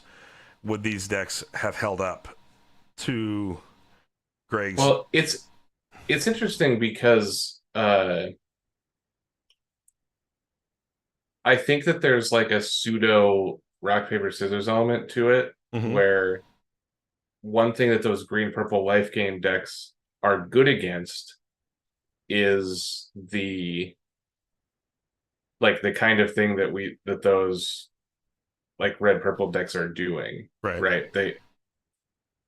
The fast The burn. the big green, well, so the burn spells become very suspect against any amount of life gain, right? So Mm-hmm. like if the deck wants to be gaining life to trigger its stuff, you don't want to be trying to like flame jet it or whatever usually. Right. Um Additionally, it really puts those red purples on having to draw Necrovive and Dreadbolt, Mm-hmm. which we saw like Necrovive and Dreadbolt in the top four here. Because the random burn spells don't cut it against the size of those green creatures. Right. Um, so and Ryan specifically told me, like I was kind of asking what was going on in the tournament the other day, and he told me that he in his rounds he didn't end up paired against any of those decks, any of the Rumble decks or the other one in top four. Sure. So, if that's a good matchup for him and he misses it, then that happens. I think that decks like that, if they're high rolled in life gain, are still very good. Mm-hmm. We just obviously didn't have a good tournament this week. Right. It happens. Um, No doubt. Yeah, I'm excited to see Drix coming up because I think you and I have been pretty high on Drix for a long time. yeah, I think everybody is still high on Drix.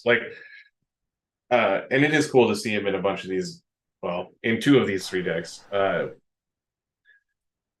because it is one of the most powerful set one cards. Yeah, It suffered because nobody was playing blue and because blue is kind of weak, right? Yeah, in and general, blue tends to have a few problems, no doubt. and maybe this is turning it around a little bit. Like if your deck has a Drix and an Electronet, you're doing good. Maybe that's enough.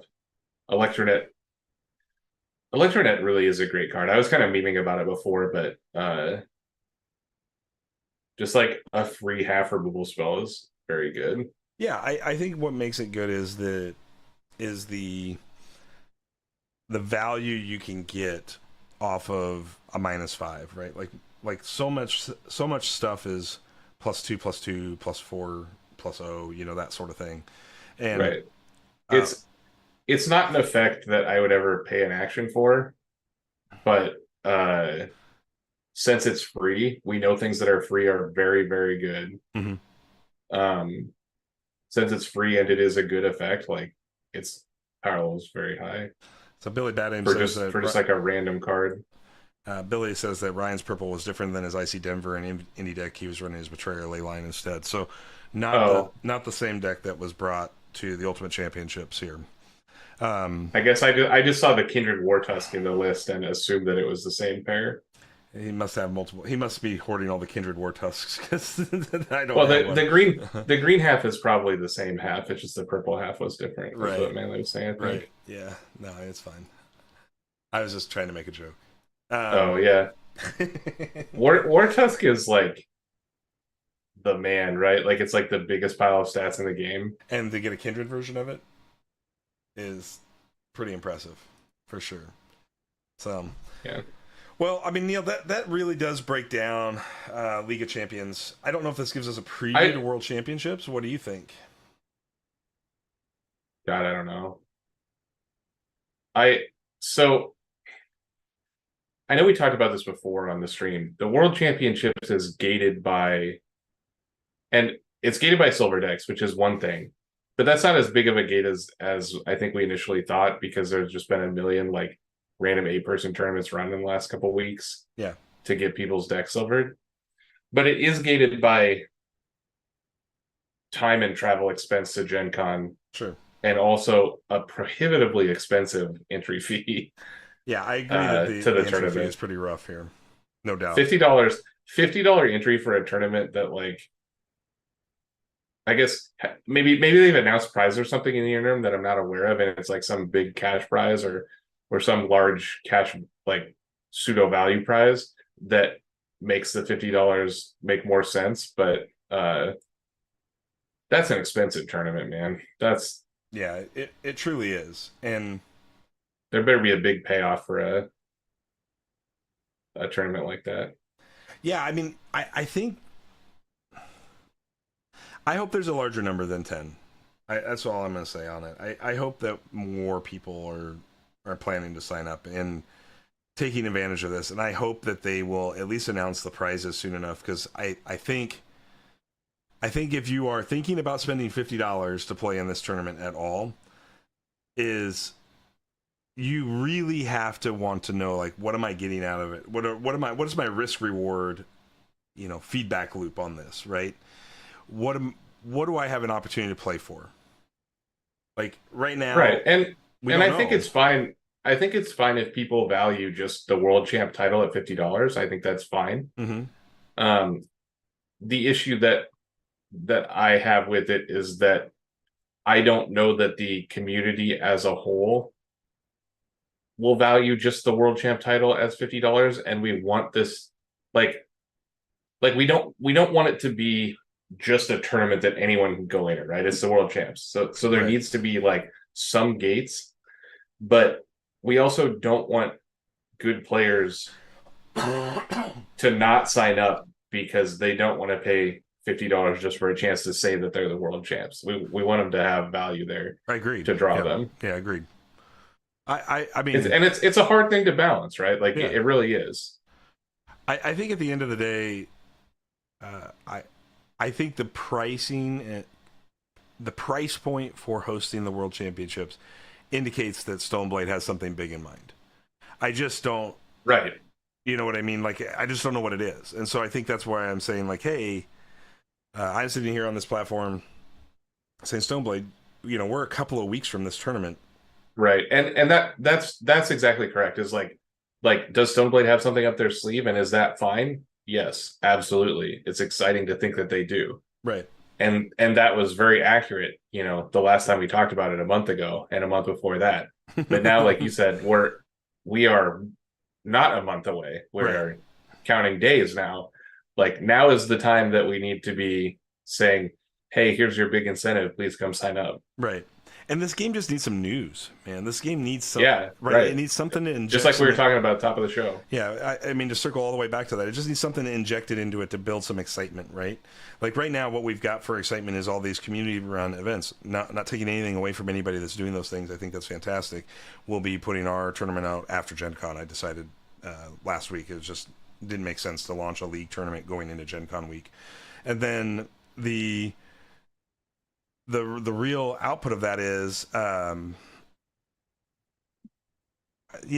they good at giving us information, Billy? Like, I feel like unless you're like living on the Discord, it's very easy to miss information. And so then No, he's saying they are very good at not giving us not giving us information. I've got a heart in the way of your comments, so I had to extrapolate some of that. But I think this and again, this is going to sound a little critical, and it's definitely like supposed to be constructive criticism because that was what we led the show with as well. Is like we just want to hear more, right? Even if it's stuff like what we looked at, their like storyline primer, that's kind of just like here's some information, like get hyped, like that's fine. It can be like fluffy stuff, like it can be lore stuff, but like we want some engagement. And especially right now, leading up to World Championships, leading up to Gen Con, leading up to, what should be a big deal, it feels kind of vacant. And I don't know what I mean. This seems like something that's a common trend. Yes. Among I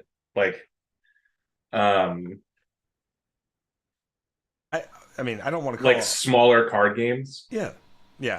And it has seemed like a trend because we saw with Ashes, and it just feels like for games that are in this state where it's not the biggest thing this company does, which it clearly isn't. Like, right. Obviously, Stoneblade has a lot of other properties, stuff cooking. Yeah. And that's totally fine.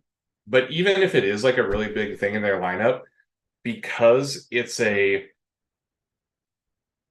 collectible or living card game, and it requires constant upkeep, it tends to fall behind. Because when you're talking about releases like Ascension or whatever, like it's easy, like you like get hyped, right? Like, right. Here's the information, here's what it's coming, here's the new stuff, here's the marketing, and then you're done, right? Because it's just that one contained piece.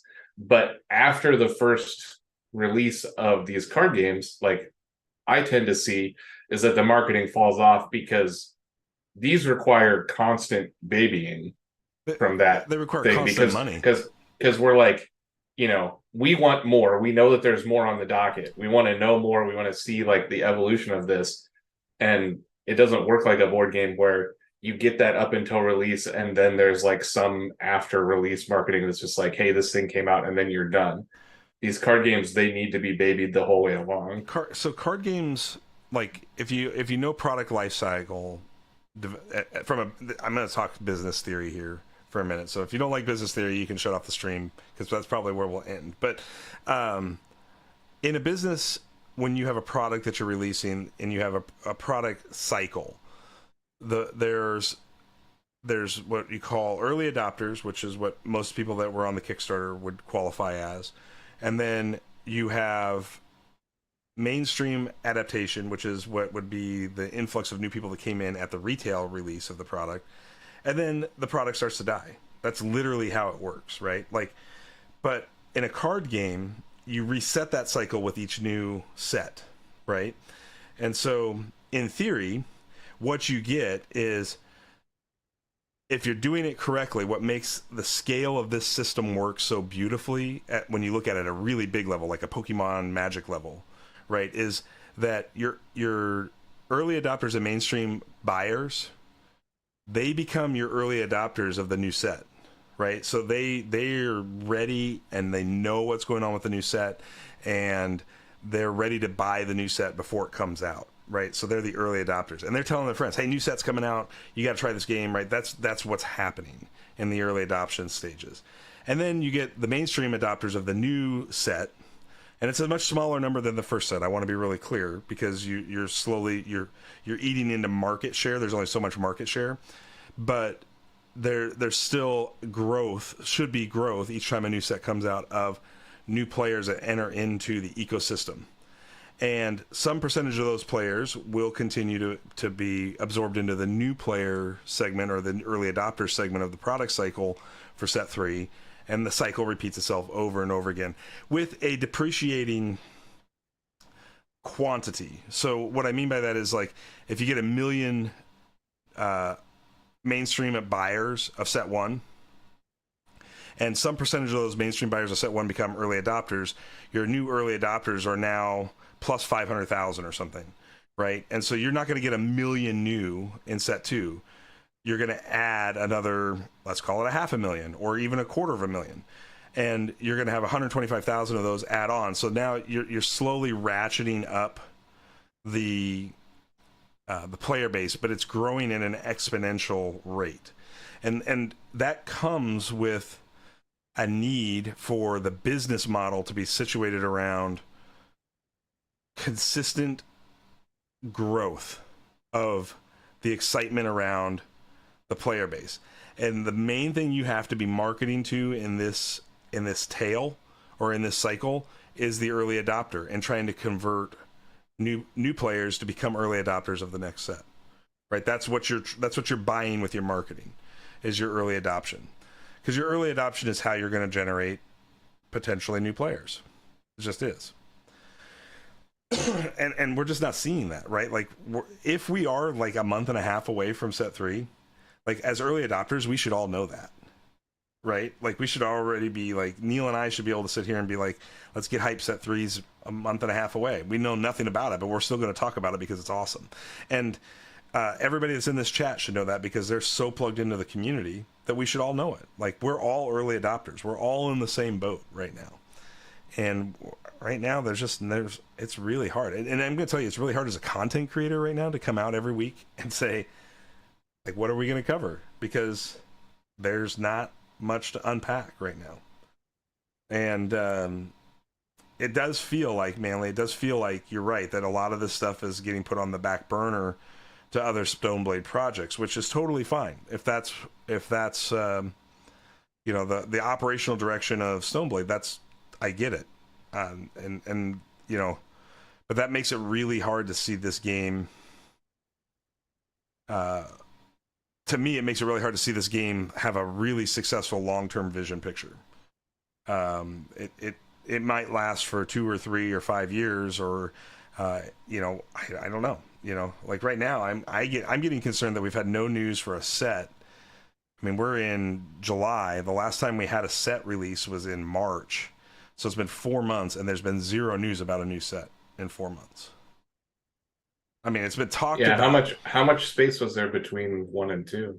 I don't remember. Well, it got delayed, so it's hard. Right, I know the shipping. I think it was supposed to come out in September, and then set 2 was going to come out in March. So that's a 6-month window between them. So, but we knew about set 2, and Battle for White Fang Pass, like the set name and some of that stuff was already out by like December timeline, right? So like within the first 3-4 months of, and to be fair, I think every one of these sets has a total product life cycle on a shelf in a retail space for sales of like 45 days.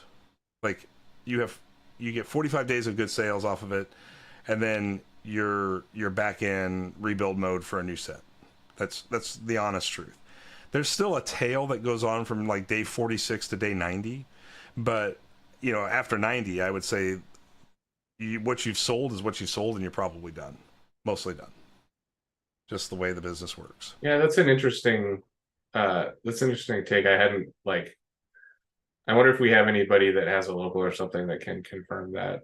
I mean, I agree that seems like a reasonable assessment, but I'm curious now. Yeah, I mean, so I would love to see, leading into Gen Con, I'd love to see Stoneblade really just knock it out of the park with news on this game, because I think they have a real opportunity to really reinvigorate the community and reinvigorate content around the game, and those are the keys in this day and age. I mean, marketing today is not buying ads in a newspaper or buying ads on the radio or whatever it may be. It's marketing today is done by influencer marketing, right? It's folks like Neil and I and Jurch and Cody on the Charge Plated and Trey and Matt on fifth cycle, and it's grandfather and I know I'm going to miss people. Like clearly I'm going to miss people, but it's those folks talking about the game week in and week out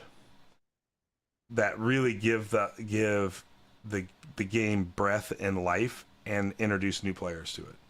And it's hard as influencers when you hear nothing for months.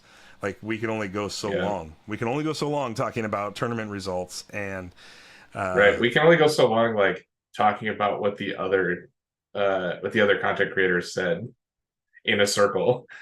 Yeah. I would love to be able to interview somebody from Stoneblade if they want to come on the show. I invite them. I mean, open arms, because look, we love this game and we love Stoneblade, and we're not trying to come from a place of being bad or negative. We're coming from a place of like, hey, what do we need to do? Like, how can we all band together? Because I think everybody that's in this chat, everybody that listens to content wants only what's best for this game.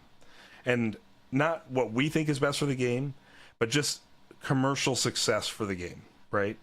And that commercial success involves more tournaments, more interactivity, faster release cycles, all of the things that you get from that success point. And if you look at competitive trading card games on the market today that are making it, and there's really 4 that are truly making it. I mean, there are others like Final Fantasy still sort of lingers around in that 5th, 6th slot, but it's basically Magic, Pokemon, Yu-Gi-Oh, and Flesh and Blood. What do? Yep. They release product every 3 months. Like every 3 months. And obviously they have the advantage of a very large marketing team and, yeah, but they production team and everything, and they do now for sure. Flesh and Blood didn't to start, but they knew that was like the lifeblood to the success of their product was going to be fast release cycles.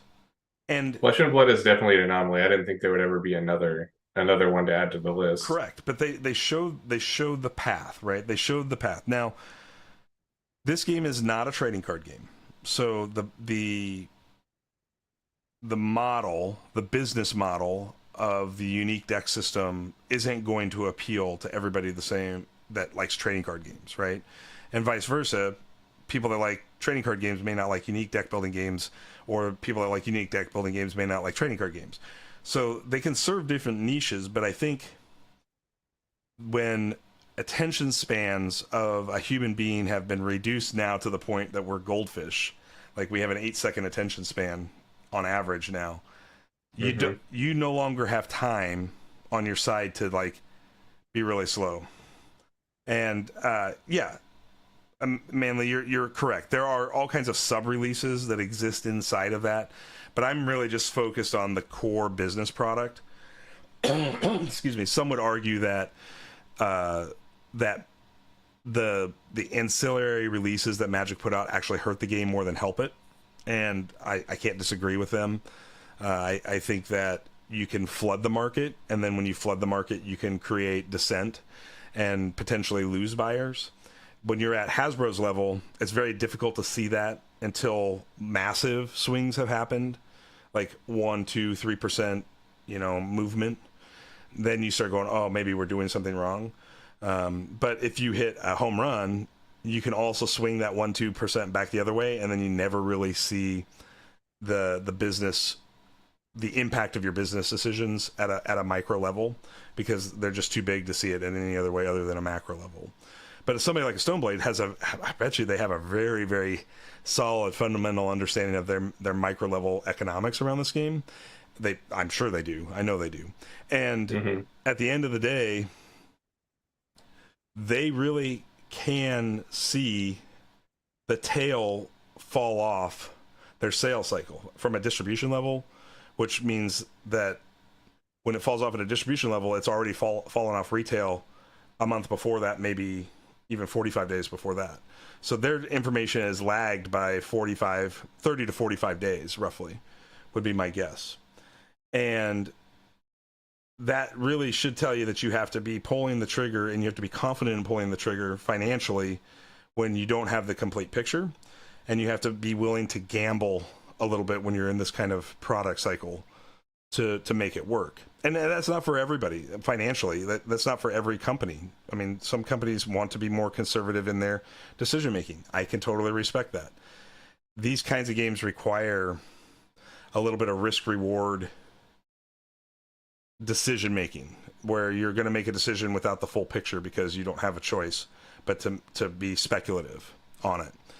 And I don't know anything about Justin's or the decision makers, key stakeholders at Stoneblade Entertainment's like plan to, we lost Neil here, but plan to and how they view business and how they practice business.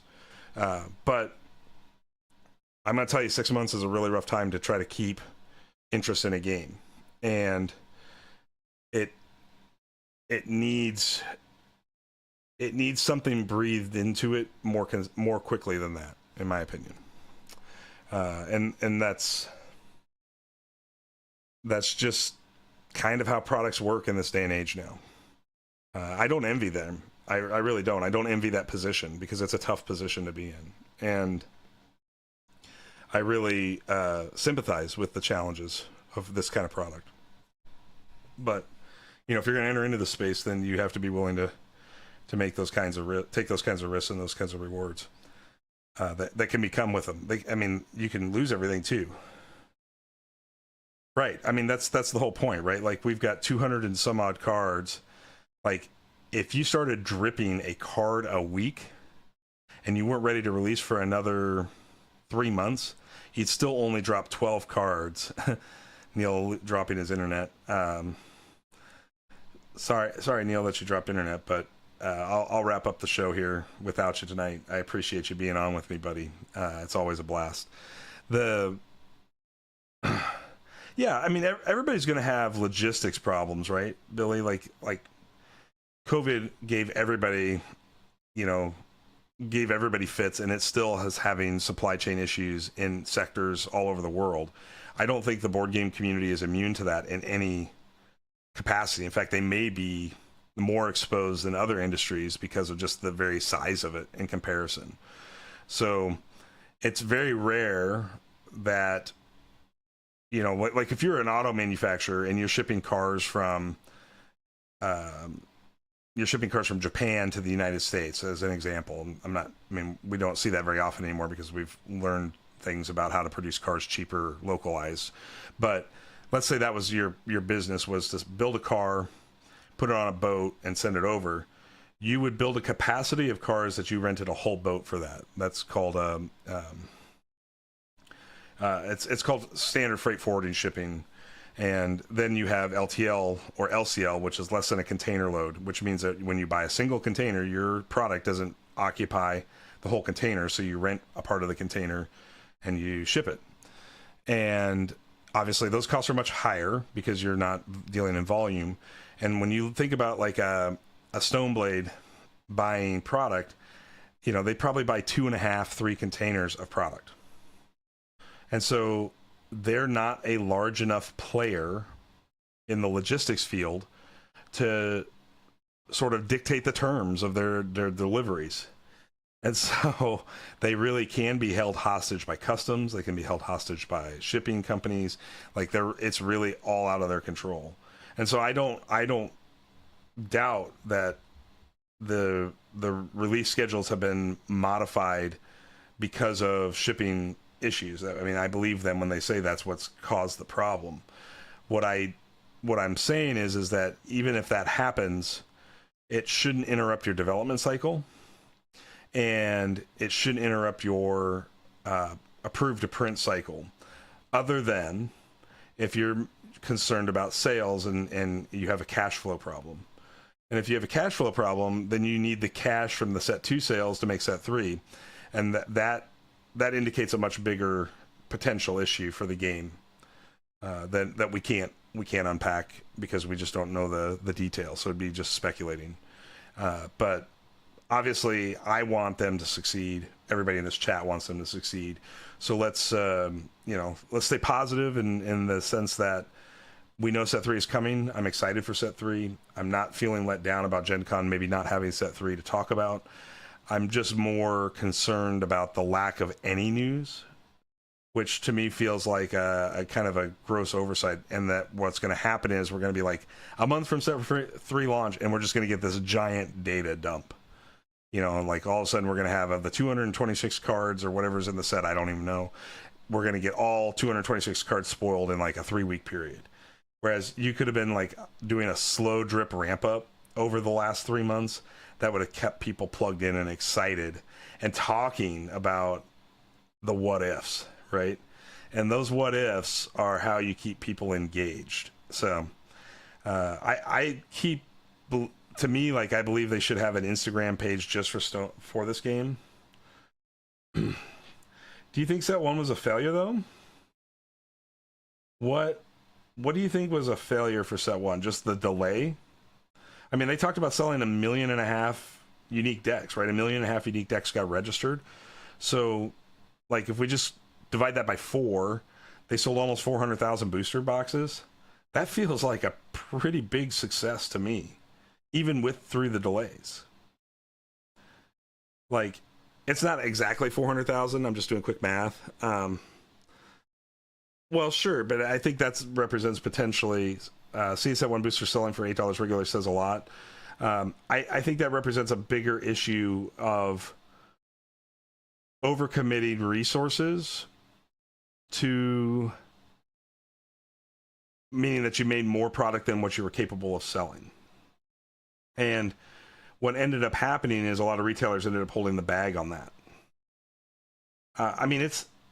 Look, end of the day, I mean, I'm responsible for probably 40 some boosters personally, right? If I represent the upper tier, let's call it the upper 10% of the community, then I'm not saying I do, but I'm just saying it as an example, because that's a pretty significant financial investment. Then the probably the average buy is between 2 and 3 boosters per player. Yeah. So the thing is though, if it's being sold by a retailer, Stoneblade already got their full money. So a retailer offloading for $8 one of two things could happen there. One, Stoneblade's got a surplus of inventory in their warehouse, and they say we're going to offload it for cash at a loss. But I agree that those, generally speaking, there's a reason why Magic products and Flesh and Blood products and all of those don't fall below map pricing. You don't see Magic or Flesh and Blood booster boxes on sale for significant prices below a certain threshold. In fact, Flesh and Blood puts a map price on it and will pull your dealership if you don't sell it for a certain price. It's much harder for a publisher like Stoneblade to do that because they don't have the clout within the retail community to push that. But I can tell you that I know for a fact that anytime when somebody sees product being sold at a severe discount, it disenfranchises store owners from making heavy commitments into buying product for that game in the future, even if the tail on that is what it is. So like, my retailer went really heavy in set 1, and he sat on some product, but not a lot, and eventually unloaded it. But when he went set 2, he basically just only ordered what we demanded from him. So he basically made it a special order product. So like, I went in and said, I want to buy a case. He said, okay, here's a case. It's coming to you. You'll have it in the next couple of weeks. And if you remember right, I got delayed on my set 2 product because he ordered it that way after I committed to him. And then his distributor kind of messed up the order, and so he had to wait for sort of a second wave to arrive at distribution that was separate from the first wave. The interesting thing about that is I think that smart retailers today will do that for specialty products, right? Smart retailers go, yeah, I'm happy to make my margins, but I'm not going to carry excess inventory if I've only got 4 people or 5 people that are expressing interest in buying this game at a localized level. And I think we still hang on to this local need so much. You know, it's as part of the board game world, the model's always been the 3-tier model of, you know, publisher, distributor, retailer. And I don't know if that needs to exist anymore. Like, if Stoneblade stopped distributing to stores tomorrow, and I'm sorry, Trey, if you're listening, but if Stoneblade stopped distributing to stores tomorrow and said, the only place you can buy our product is Amazon and us, would that stop anybody here from playing the game? Maybe it would stop some, but I think it would also incentivize. I think it would incentivize some players too to buy more product, and I think it would alleviate some of the challenges in product acquisition that exist right now, and it would definitely eliminate the problem of like mass discounting happening. So I don't know. I don't know what the answer is. I feel like the board game industry is stuck in an antiquated model that needs to be updated and needs to be more modernized and needs to be more in line with how other products and services are offered. And you know, I mean, that does eliminate or potentially eliminate the local small business, and I hate saying that as a business person. Yeah, so maybe I have a different viewpoint, Billy, but does it actually? Because here's something that I would argue. What if what if the only way to get organized play prizes was at your local store, and the only investment your local store had to make from a actual money perspective was to buy those kits, and then they would essentially get to resell them as tournament entry costs for profit. They reduce their overhead, they reduce their risk, and they get all the upside of the community engagement. Do they make less per product? Yes. Yeah, they do. But you know, they get customers in the store, which customers in the store equates to sales of other products. So I think it's also a marginalized thinking from the retailer store level perspective as well, to be like, oh, I'm locked into this, like, I need this one ecosystem to be self-contained and operating. Whereas I would look at it as a retail store and go, this is just marketing for getting bodies in the door of my store. And I wouldn't care, right? Like, if I had players demanding to have localized play for this, I would welcome that with open arms into my play space, even if I didn't carry the product. Because that's free advertising into my business. I don't have to incentivize anybody or pay for anybody to walk in the door to buy something. I've got the bodies in the door now to buy something. And that's all a retailer's goal really is. It's so. Sure, Carl. I'm not saying that you don't do that. Yeah, I'm not saying that you don't do that, Carl. But what we're talking about is your local store is facing down a huge risk to sell a $24.99 booster box that's being liquidated online for $8. Right? They're carrying a product for a longer tail. And so depending on how they buy their product, whether they buy it with cash or whether they buy it with credit, if they're buying it with credit, now they have to sell it within a certain window of time, or they start paying interest against the cash that was used, the credit that was used to buy the product. So depending on a business's cash flow, I mean, smart retailers are not doing credit-based, but there are plenty of businesses that use operating lines of credit to stock their stores.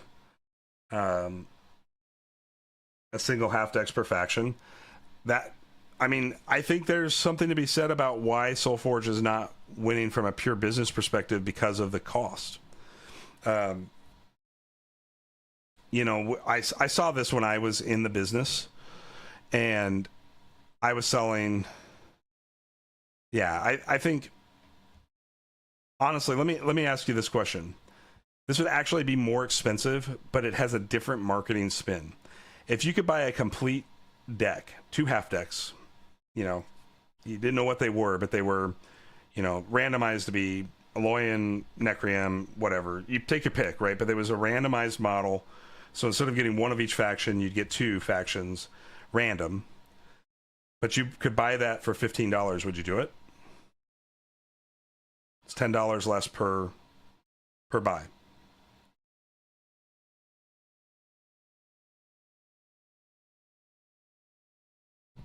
To me, that's technically possibly it's potentially possibly more margin for Stoneblade in the product. It's more margin for the retailer as well, but it makes the entry point simpler, right? Because one of the challenges of the entry point right now, like I saw this when we were at Joel's house a few weeks back. He brought a new player. One of them was a new player, and it was one of the guy's daughters, who was a teenager. I think she was 13 or 14 years old. She opened 4 decks. She had no idea what to pair together, right? Sure, that makes sense too, Carl. The problem with the choose the faction is inventory stocking issues. You now have 4 SKUs versus 1 SKU, right? So if you're a retailer, you're now reordering and buying 4 SKUs at a time instead of 1 SKU. So just from a business perspective, it's more challenging to manage. And then it's more challenging from a Stoneblade perspective to manage the printing side of it, because you can't create equal distribution of printing. Right, that's Manly's pointing out the exact problem. So by randomizing it and just buying a play deck, that's essentially the Keyforge model, right? But the difference here is we'd still get 2 half decks that could be split apart and built into our collection for pairing later. And you buy a loin on the cheap. See, that's consumer thinking, and I don't mind consumer thinking, but understanding consumer thoughts and consumer buy psychology is super important to your product marketing. And I think that everything you said is completely accurate. I don't think there's anything wrong with that. I think that it's the job of the business to solve that problem as close as possible. And when you solve it as close as possible, that's when you hit a home run at a retail level. What if it was $12.99 and you didn't get to choose? Technically, that's $1 more than what we're currently paying at retail. But you would have 2 half decks randomized. The deck's immediately playable, so somebody could just open up and play. True sealed. And that would be an easy way to introduce somebody, and it's a one-time buy of $12.99. So somebody can try the game for $12.99. If they don't like it, they spent $12.99 for a night of fun. That's pretty cheap when you think about what a movie costs today, stuff like that. $25 is a lot more expensive in today's money. And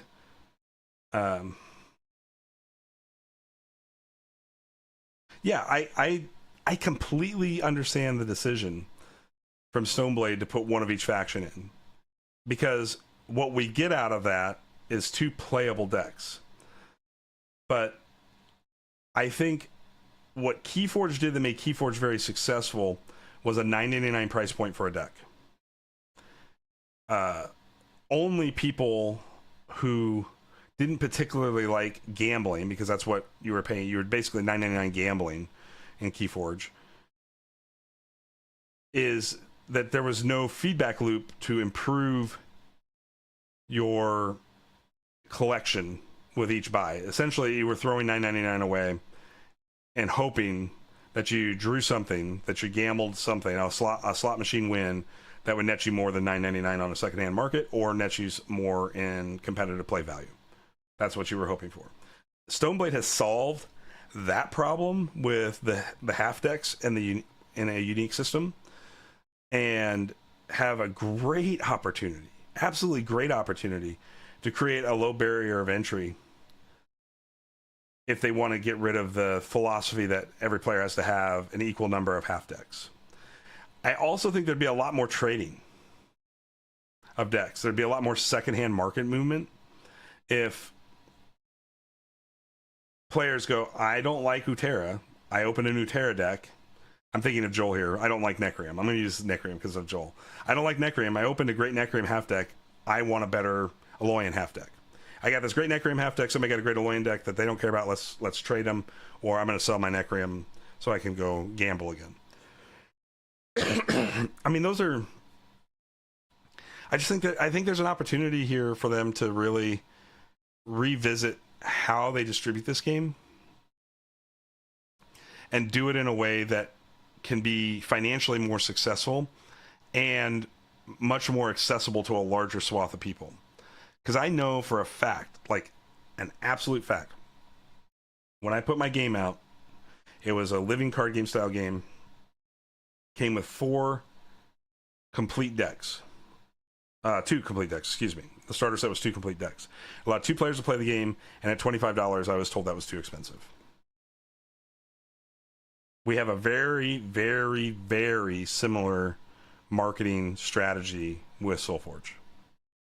And I was told it was too expensive 5 years ago when things were like the economy was in much better shape. You know, people weren't hurting as much. Their dollars were stretching further. Now the dollar doesn't stretch as far. And yeah, I mean, $25 is a lot of money now.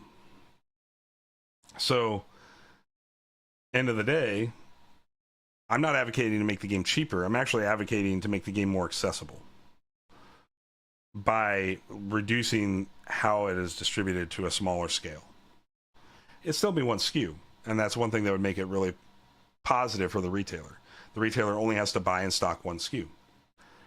It would incentivize more players to buy more product, and in theory, if the math works out correctly, they'd be net positive $1 more per product. It won't be exactly $1 for Stoneblade, but you see what I'm saying, because there's a ratio of ownership of that dollar between the 3 tiers, but it you understand the principles of it. Okay. Well, everybody, we made it to 8:30. Neil lost connection, so we lost him for the night. But I want to thank you all for being here. Yeah, exactly right, Manly. There are lots of people that are making enough that it's a 2-hour workload for them to be able to buy one booster box for Stoneblade. You know, I don't fault anybody for making decisions that, you know, entertainment has to come second to, you know, paying their bills or whatever it may be. And obviously, if you can make the game more accessible by reducing the costs, then there are more players that will become interested in getting into it. I do believe that the cost of this game is one of the barriers of entry, because I don't think you're capturing the TCG player who's willing to spend hundreds and hundreds and hundreds of dollars, thousands of dollars on product in mass. That could come if the game gets a large enough level of success, and that will completely change the way the secondary market in this game works. But based on how the secondary market in the game works today, I think the best bet is for Stoneblade to figure out a better way to gain accessibility and new players, versus trying to service the existing player base in a way that's expected. So, all right, yeah, we covered a lot of topics tonight, but I want to appreciate you all for being here. I want to thank Stoneblade for Solforge again. I really hope this doesn't come across negative. I really don't. I want it to be something that I can put out there in the world, because I want to talk about my opinions on things. That's why I do this. And I hope, you know, maybe there's bits and pieces of information, because I clearly don't have the whole story. So maybe there's bits and pieces of information that can help invigorate, you know, people that do make decisions to figure out a new way to solve the problem. And that's all we can ask for, right? Like, I don't expect Stoneblade to do it my way at all. In fact, why would they? I just hope that they can figure out a way to solve some of the potential hurdles that are in front of them and make this game that much better. So yeah, Manly, absolutely. Had a blast with you all tonight. So we will see you all next Wednesday, I think. That might be the last stream before Gen Con. Yeah, it's going to be. Next Wednesday will be the last stream before Gen Con. We might try to pop a live stream out at the hotel room one night. Just a quick hit episode, but we'll see what Neil and I can plan out on that. And again, it's going to be totally dependent on how good our internet is in the room. So, all right, people, thank you so much. Have a fantastic week. Have a great weekend. Go play some Solforge. We'll see you all next week. Take care.